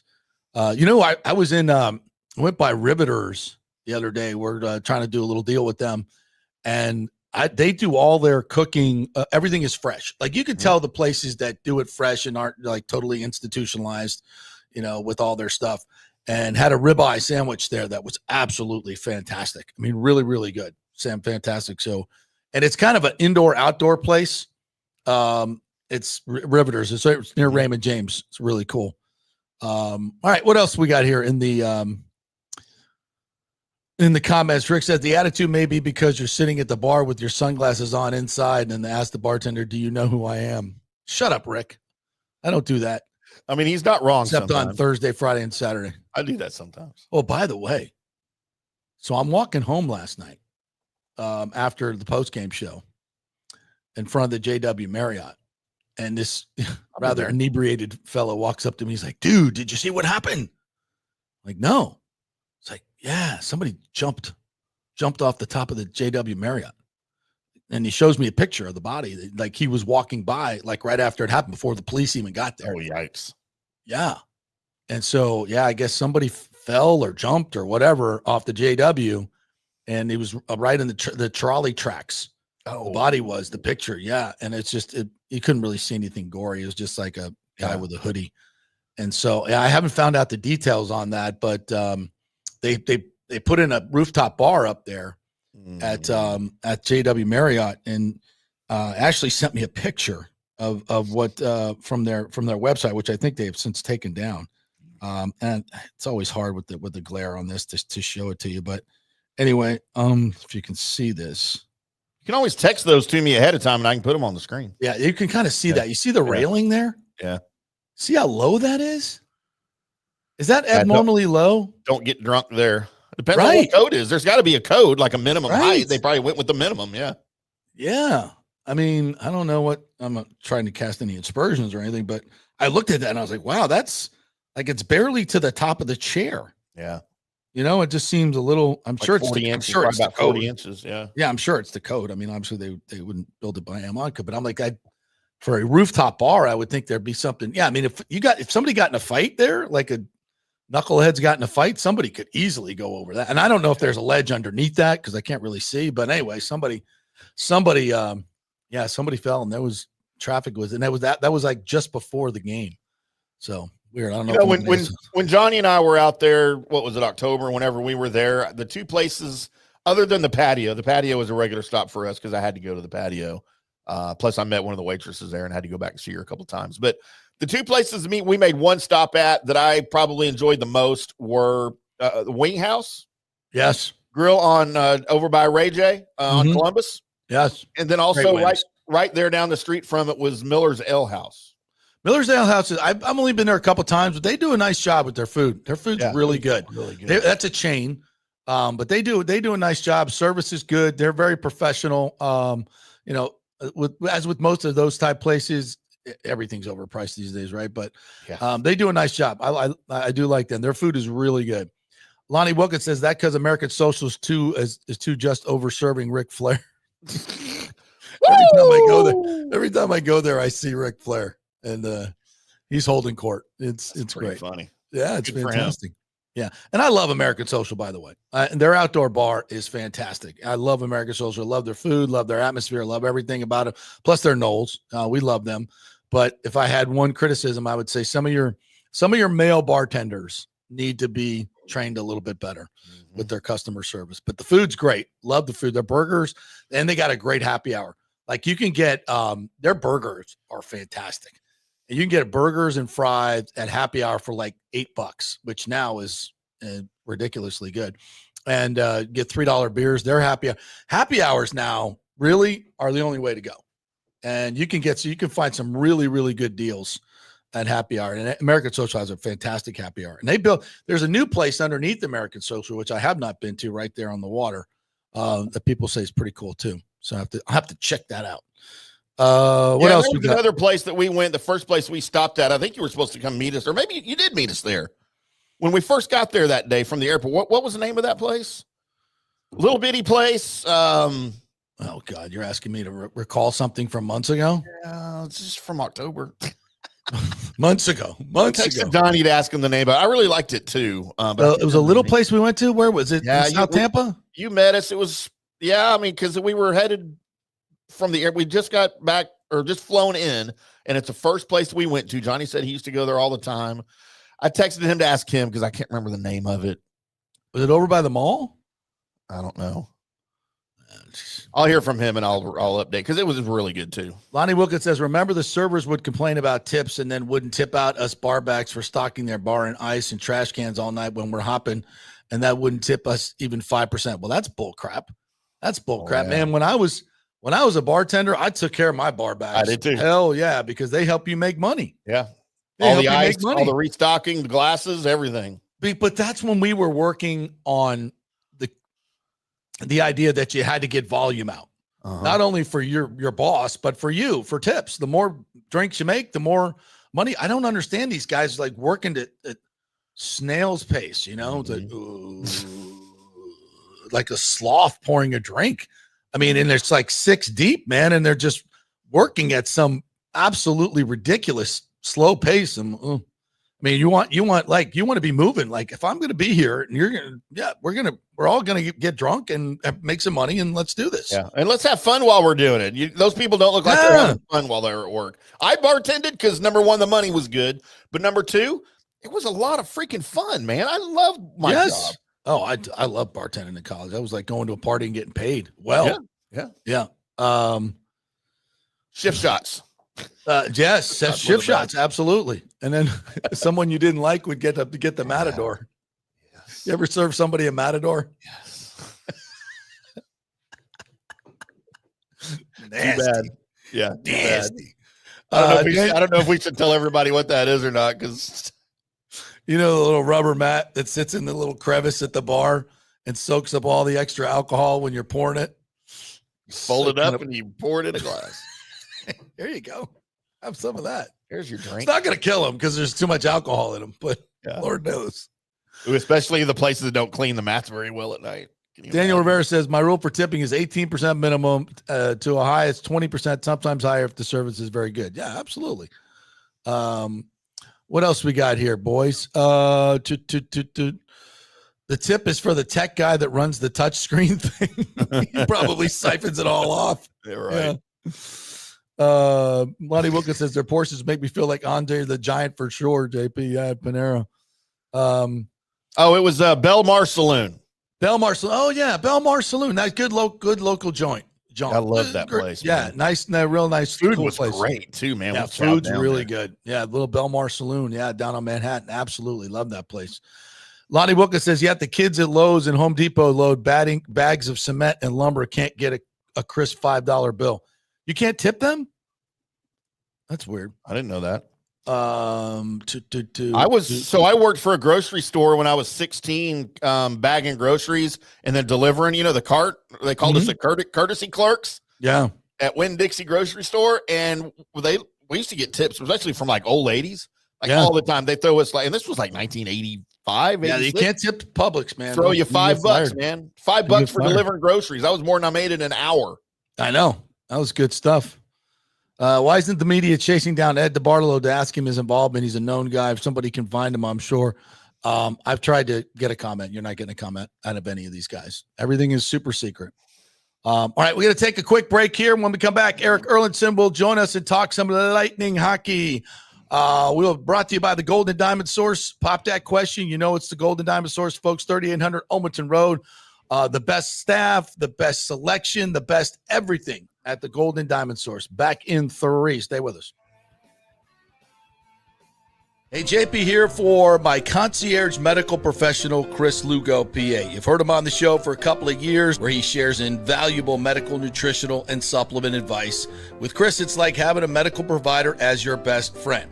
What I love about this concierge service is the convenience and support he offers. I can text or call him 24/7 with any questions or concerns, and he'll promptly call in a prescription if needed. No office visits or copays required. It gives me peace of mind knowing I have someone genuinely invested in my health, not just focused on insurance profits. And the best part, the Bay Area Modern Medical Center's personal concierge service is more affordable than you might think. Don't let insurance companies dictate your health care. Take control of your health and wellness today. Visit BAMMC.com for more information and to schedule your initial free consultation. Empower yourself and take charge of your personal health with BAMMC.com. Hey guys, February's birthstone is amethyst, a stunning purple gem that symbolizes peace, protection, tranquility, and sincerity. Celebrate her birthday or your 6th and 17th wedding anniversaries with an unforgettable amethyst gift. And of course, for over 40 years, the Golden Diamond Source has been Tampa Bay's most trusted name in fine jewelry. We only sell natural diamonds. If it's real love, it should be a real natural diamond. Don't get a fake. The Golden Diamond Source first-time buyer program will help you learn about the 4 C's, what style, shape, and color works best for you and your unique style. Folks, it's the best customer service. They make it so easy for you, and they're not going to push you into something that you cannot afford. 0% financing for up to 5 years. If you finance $5,000, it's only $83 a month. Also, you can turn your old unused gold into cash or a stunning new piece. With gold prices soaring, there's no better time to trade up. So get that old jewelry and bring it on in. You know where, the Golden Diamond Source, 3800 Overton Road, always online at thegoldendiamondsource.com. JP here for the Jeeves Law Group and my man Scott Jeeves. If you're going to hire an attorney, do you want some guy looking for a quick settlement and a quick buck, or do you want an attorney with some chops? Scott is a board-certified civil trial lawyer and a certified circuit court mediator. Been practicing in the Tampa Bay area for over 30 years. He is a peer-reviewed AV preeminent rated civil trial lawyer. They just don't hand out those classifications. He's been the lead class action counsel on many complex consumer protection cases and has handled hundreds of serious personal injury cases. He's dedicated his career to protecting injured victims and is committed to vigorously representing you. We're local, we're trusted, and we get results. Personal injury and personal attention. Call for a free case evaluation. That's 888-9-JEEVES. That's 888-9-JEEVES. The Jeeves Law Group.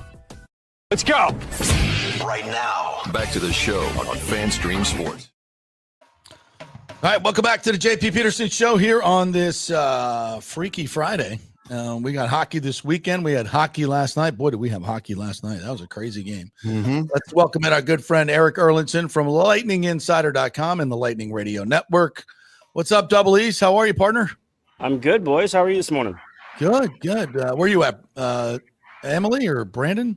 Out in Brandon, practice facility. Yep. They got a little practice going on. That was a wild one last night. I love your pond hockey reference in your story this morning. Pond hockey broke out. I'm like, yeah. Hedman goes out of the game, and then everything goes crazy on defense. Like it was banana. And Vasi, I don't know what the hell was going on with Vasi yesterday, but he wasn't at morning skate. I don't know if he was sick or what, but that wasn't the Vasi we've seen recently. What was that all about? What were those shenanigans about last night? And they get the win. That wasn't the team we've seen for the last little while. I mean, coming out of the Four Nations break, they had 6 games, 5 or 6 games. I forget exactly, but either way, they'd only allowed 5 goals since the Four Nations break, and they allowed 5 last night. They hadn't allowed more than 3 in a game since the Four Nations break. They allowed 3 in the first period. It was at times it was a comedy of errors. Yeah. Right? Lilleberg fans on a shot, falls down, sets up a 2-on-1. J.J. Moser and Ryan McDonough, who haven't played together much this year because of all the time that McDonough or Moser missed, they end up running into each other, sets up another goal. I mean, they couldn't get out of their own way, for the first 2 periods last night. Really, the first 35 minutes or so, they couldn't get out of their own way. And but as good teams tend to do, when this type of a game breaks out, they find a way, right? It's 5-5 after the second period. Great.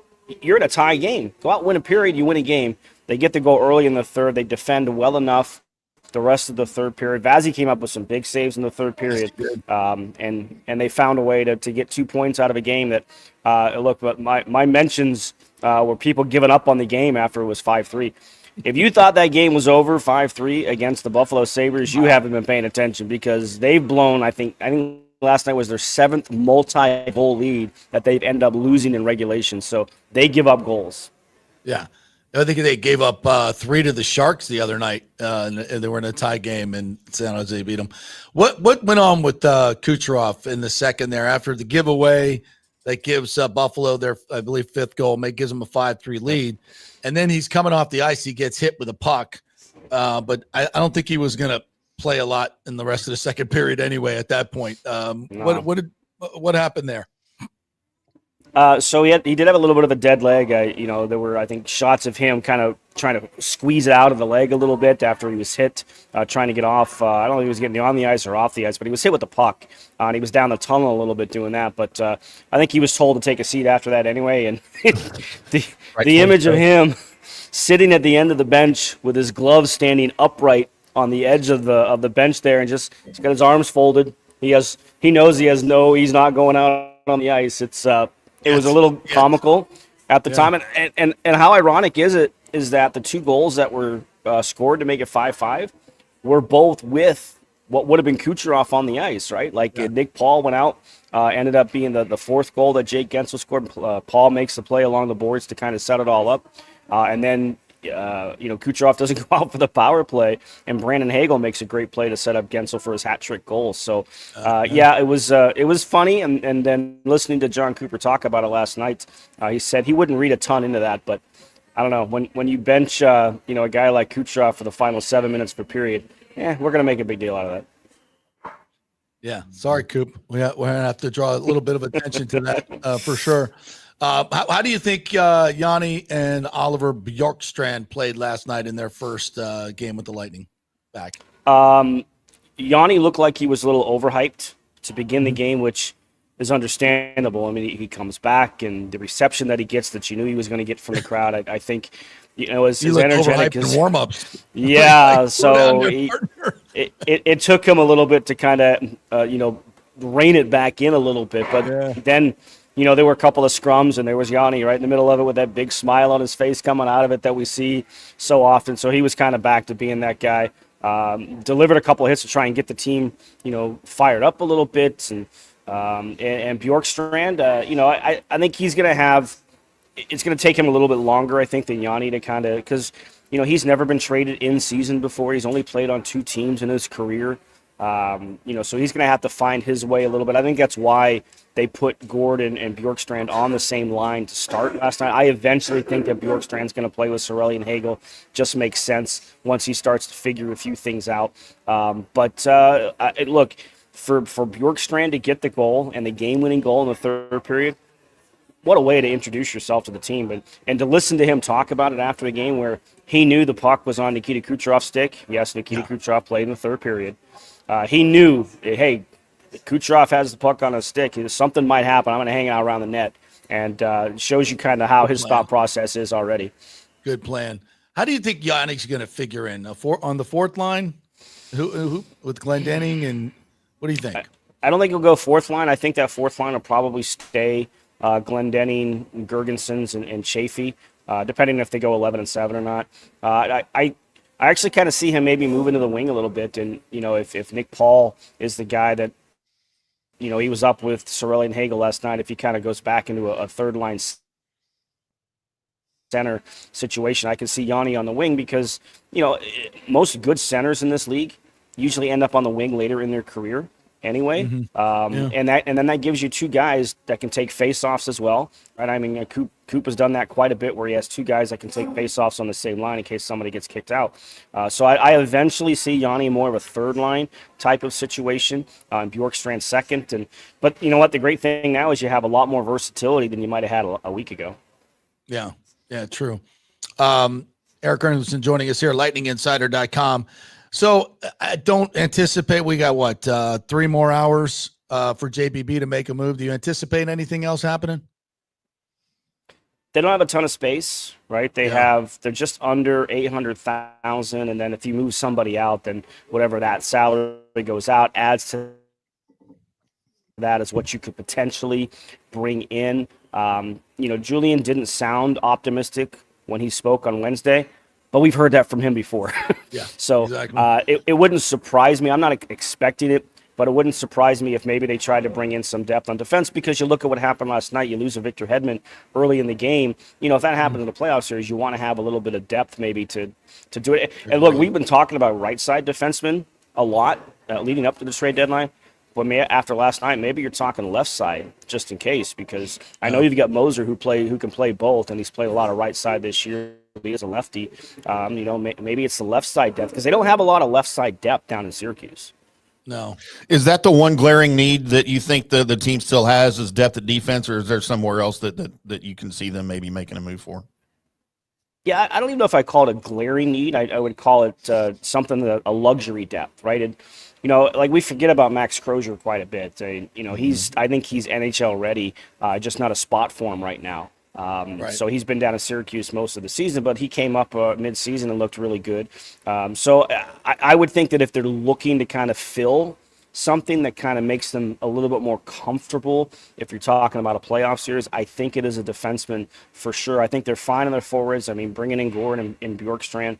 I remember Cam Atkinson is still with the organization. I know he was waived and sent to Syracuse, but Julian said that the plan is at some point he'll come back up to the team. You've got a Connor Sheary down there. You've seen the NHL debuts this year, Jack Finley and Dylan Duke. And, so you have some guys down in Syracuse that could fill holes if you need, including a couple of veterans. So I think if you're looking, if something were to happen between now and 3 o'clock, I think it would be on the back end. Brian Bradley said yesterday that we need a fighter. We could use somebody so guys don't get run at all time during the playoffs. A goon. We need a goon. Have goons in the league anymore. Chaconi's hanging around still. I think I saw Andre Waugh around. They're cheap. We could throw some of those guys in there. They can maybe skate a little bit, skate on the ice and beat the hell out of somebody. No, but seriously, do you think this team needs somebody in that realm, or just a bigger physical presence as a depth defenseman that you could throw out there, and if a series got out of hand or something? I still think that's overrated in today's game. I understand where Brad's is coming from in saying that. Look, Florida tried to run he is very old school. Yeah. Love it. You think back to the game just before Christmas down in Sunrise, where the Panthers tried to run the Lightning out of the building. They stood up to it, right? They weren't going to be intimidated. They weren't going to be backed down. Like we talk about fighters and physical. I think the one thing that I would kind of put into that sort of realm would be more along the lines of an intimidator. Somebody who could, like I think to a guy like Luke Shen. Luke Shen obviously can drop the gloves and he can take care of business if he needs to, but just his presence is intimidating to the other team. And, JP, you talk to Engblom all the time, and I've had all those conversations with him too. He said intimidation still matters in today's game. Fighting is not as much of a prevalent aspect of the game, especially when you get to the playoffs, but intimidation does matter. So if we're talking about that sort of a player, I think the intimidation factor comes into it. Yeah, I think that's what Brad's is kind of done. Somebody who just strikes the fear of God in the other team when if they're going to run some of our guys, then you're going to get hit too. There's going to be a price to pay. So it might be something. What I've seen people in my mentions. What? I've had people in my mentions the last few days mention Tanner Jeannot. Wait a second. A lot of these people ran Tanner Jeannot out of town, but Tanner Jeannot was that player, right? He was an intimidating factor. Nobody wants to fight Tanner Jeannot. He is a massive human being, and he can fight, right? And he was here, and people are like, he's terrible, get rid of him. And now they're asking, wait, we need a Tanner Jeannot back. So exactly. Yeah, you can't please the fans. You can't please the fans. And Kings now, right? Exactly. Yeah. And Gensel, 32 goals now with the Hattie last night. I mean, what can you say about this guy and what he's meant to this team? And when you look at this team now, Cooch is signed for 2 more years at 9.5. Vassie's at 9.5. Hedman's there too. All these guys are signed long-term. Rantanen's looking at getting a $14 million contract. Hagel's at 5.5. This team is, with this cap going up, and you add Gensel at I think 8. I think he's making 8 or something. It gives a steal. Yeah, 9. Yeah. He's a steal. What? Not only did JBB, I think, do a great job yesterday, but also the offseason, everything he did in the offseason is pretty much turned to gold. Yeah, really. Everybody keeps bringing up the Janot trade, but that's probably the only thing you can look at that Julian has ever done that hasn't really worked out. And if you're a general manager, that's a pretty good track record. Like that's a really good track record. And we can talk about all the first round draft picks that he's traded away, and he's who cares?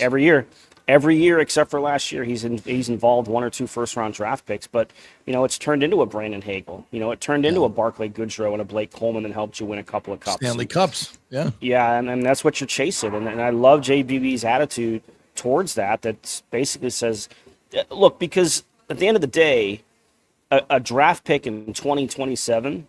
It's not going to help Nikita Kucherov, Braden Point, and these guys win a Stanley Cup in the next 3-4 years. It's just not going to happen. Your goal with this core is to try and win as many cups as you can, because at some point their careers are going to come to an end, and you're going to be on a downhill trot. And I don't know how much those first-round draft picks, which are going to be in the late 20s anyway, are going to help you. Exactly. Right? So, you'd be lucky to turn that person into a 20-goal scorer, which you just got in Bjorkstrand and Yanni Gord. Yeah. So, and like you think about how they've been able to do this. Like Yanni Gord comes back. His last season was 2021. How many guys from that team that won a cup are still here?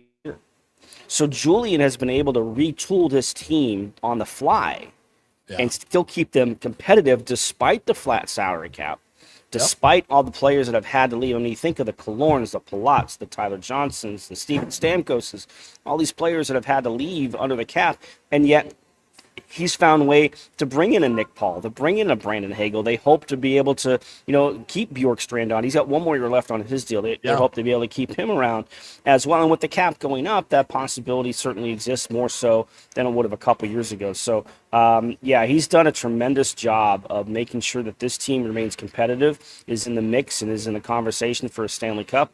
And if you look around the Eastern Conference this year, it's wide open. I know Washington's had a great year, but I don't think they're a far and away better team than anybody else in the East. We'll see what Carolina ends up doing with Mikko Rantanen. He could be a difference maker, but if he's moved, Carolina kind of takes down a notch a little bit. Toronto is Toronto. Florida certainly loaded up with Seth Jones and the addition, so they've kind of added to them, and certainly the Lightning did. The East is wide open this year, and I love Julian's attitude that, hey, we have a chance to win. I'm going to go out and help this team do it. Yeah, absolutely. Could not agree more. And they didn't give up Dylan Duke. They didn't give up Isaac Howard. They didn't give up their main prospects. That's a win, right? That is a win if they can get out of this trade deadline, add a players at the caliber that they did, and not move any of the Dukes, the Howards, the Groshevs, the Connor Geekies. Like, we forget about Connor Geeky. That's right. Right? He's a big body, right? He's 6'4". 20 years old. He was down in Syracuse, kind of, fine-tuning his game a little bit now. Right. He's just 20 years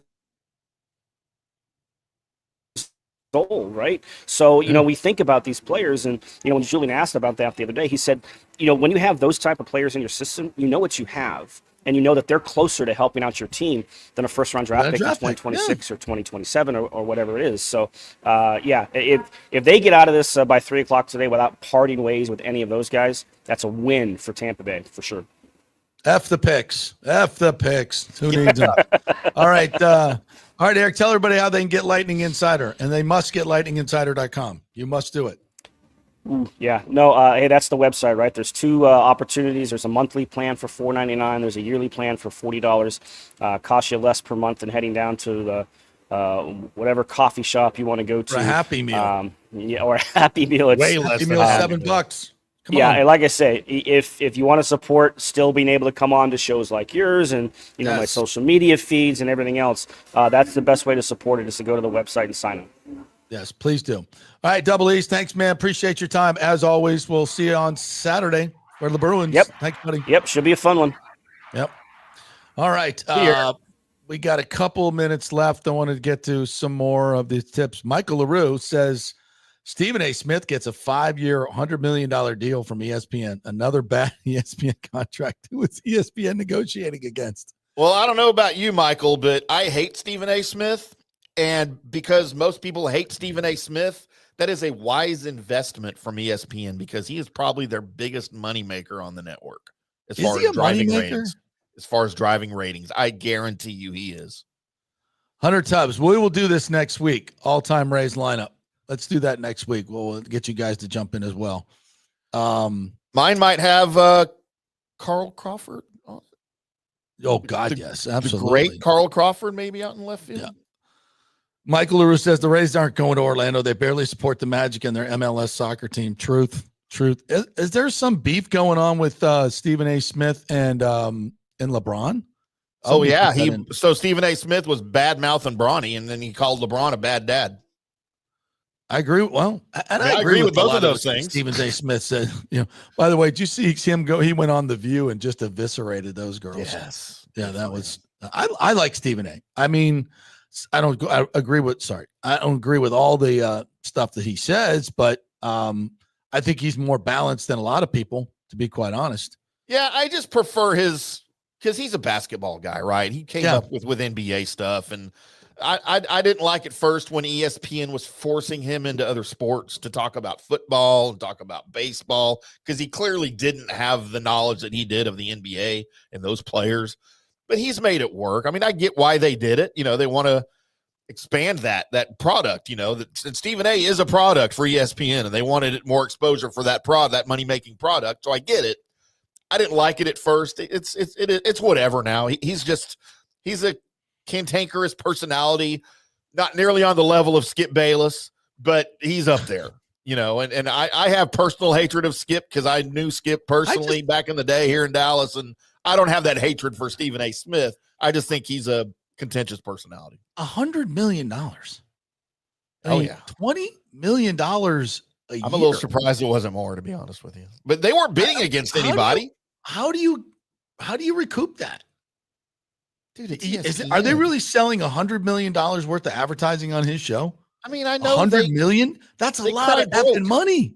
They cry broke all the time, but they're not. Well, that's what maybe why you're failing at business. And to their point, like is Fox going to throw more money at Stephen A. Smith? Is CBS Sports? I mean, who are they bidding against? Nobody. I guess sports. We offered him $8 an hour, and he was like, sorry. B says Brian All will be the first to go if they can't get a deal done. He was promoted years back to get a stadium built. Well, I think he was promoted to do the dirty work of Stu Sternberg and go out there and be the face of all these terrible things that they do and say. I'm just the most tone deaf. And Brian and I used to have a nice relationship, but he got mad at me because I took up against these boondoggle things that he's doing. Or the Rays are doing, I guess I should say. And I mean, look how it's turned out. Like I think one of his rare moments of clarity and honesty that he had on the phone with Commissioner Scott saying, "Listen, I'm trying to keep this deal together. Our projections are going the wrong ways," and that was the point right there where I think the commission knew that the Rays were looking for a way out, and maybe that was to set them up for not voting for the bonds, so that they could get the real estate without building the stadium. There's so much shenanigans going on, and that's the thing that has always been my biggest problem. It's always shenanigans. It's always misrepresentations. It's always, everybody who's dealt with Stu and the Rays in the stadium thing says the same thing. You can't trust them. You don't know what they're going to say one day and do the next, even when you have signed deals. Look at this one. We're playing for the cost overruns. Now there's cost overruns. We're not going to pay for them. I mean, enough. And and if the new ownership comes in, yeah, they're going to clean house. They're going to clean house on the operational side. Baseball side, I don't see them touching it. Why would you? Those guys, front office will see a lot of changes. Been making chicken salad out of chicken shiz for forever, and equip them with a real payroll and see what Eric Neander can really do. And all these baseball people are so good at scouting and developing and finding guys and pitchers. Yeah, new ownership is going to be tremendous for them. Absolutely. All right. Anything else we missed here today? No, we've got some college football stuff that we can get into next week. It's nothing pressing. Oh yeah. You want to talk a little bit about we got a couple minutes. Shador dropping in the draft as you predicted. Yeah. So a lot of the mock drafts coming out now. Yeah. So if you've been following mock drafts, you'll see that Shador is now after his interviews that he's done with the teams, all the insiders associated with those teams are kind of coming off of him as a top pick. And I don't know that anybody was. Look, I don't have Cam Ward or Shadur Sanders as a first-round quarterback talent, but by default, they'll be the first two guys to go because teams are in need of quarterbacks, right? So you're going to have to take a flyer on one of them. But now we're hearing that Shadur Sanders, he might fall to a late first-round team or even early second because teams just are not impressed with his, I don't know, I call them antics because I'm a dad, and that's what we call when our kids act up. But I just think there are so many question marks around Shadur Sanders and his ability to function on the football field without his dad in his ear, which he might have to do in the NFL. Yeah, I look at his talent, and I see a guy that's really accurate and can move around. Not a big guy, not super physically talented, but I think, his comp to me is – I don't know. He doesn't run as well as Lamar Jackson, but I think he throws it way better than Lamar Jackson does. I think he's a little bit of a not quite as good Caleb Williams. Yeah, I don't think Caleb Williams is great. Yeah. I want to. I think he's a smaller, more accurate quarterback, which brings to mind like a Drew Brees type. But I don't know if he's a pocket passer, and Shadur isn't. Yeah, well, he can play from the pocket. Shadur can play for the pocket. He just doesn't. He didn't get the opportunity to. His line for those 2 years was awful. He was constantly on the run. But when he did get, protection, he could throw the ball down the field. Yeah, I don't see him. I think if he was in last year's draft, he would be probably the 6th or 7th best quarterback. Right. He'd have to go to a really good situation to be great. And I think, I do think there's question marks. I'm not saying he's a bad kid. I don't think he's a bad kid, but he's been in a very different atmosphere during his college career, an extremely different atmosphere than we've ever seen. He's been, he's had tons of money, a lot of autonomy, and I don't know. I'm not saying it's good or bad. I mean, players should have money. They should get paid. But I just think teams, it seems like from the interview process are like, it doesn't, it's just different. And he would have to, just think about being a leader of a team, being a starting quarterback in the NFL when your dad has kind of been that omnipresent thing around all of your teammates forever. It's just a weird juxtaposition we've never seen before. So I think I don't necessarily calling it bad, but it's different. And I don't know. I don't think the NFL really knows how to handle it. No. And my thing on Shadur is I think he's got a tremendously high ceiling. All right, who with some time to develop and in the right situation, so maybe with the right coach in his ear, not his dad, and with a good offensive line and protection, he could develop into a good quarterback. But that is in a perfect situation. And how many quarterbacks that get drafted into the NFL go into perfect situations? None of them. I've got Jackson Dart. Like if I had a board today, and I don't do a board, but if I had one, I'd have Jackson Dart above him. Yes. I might put Quinn Ewers above him. And then you get into the lower echelons like Riley Leonard, Jalen Milroe, Will Howard, Kyle McCord, Tyler Shuck. None of these guys are just superstars, in the making.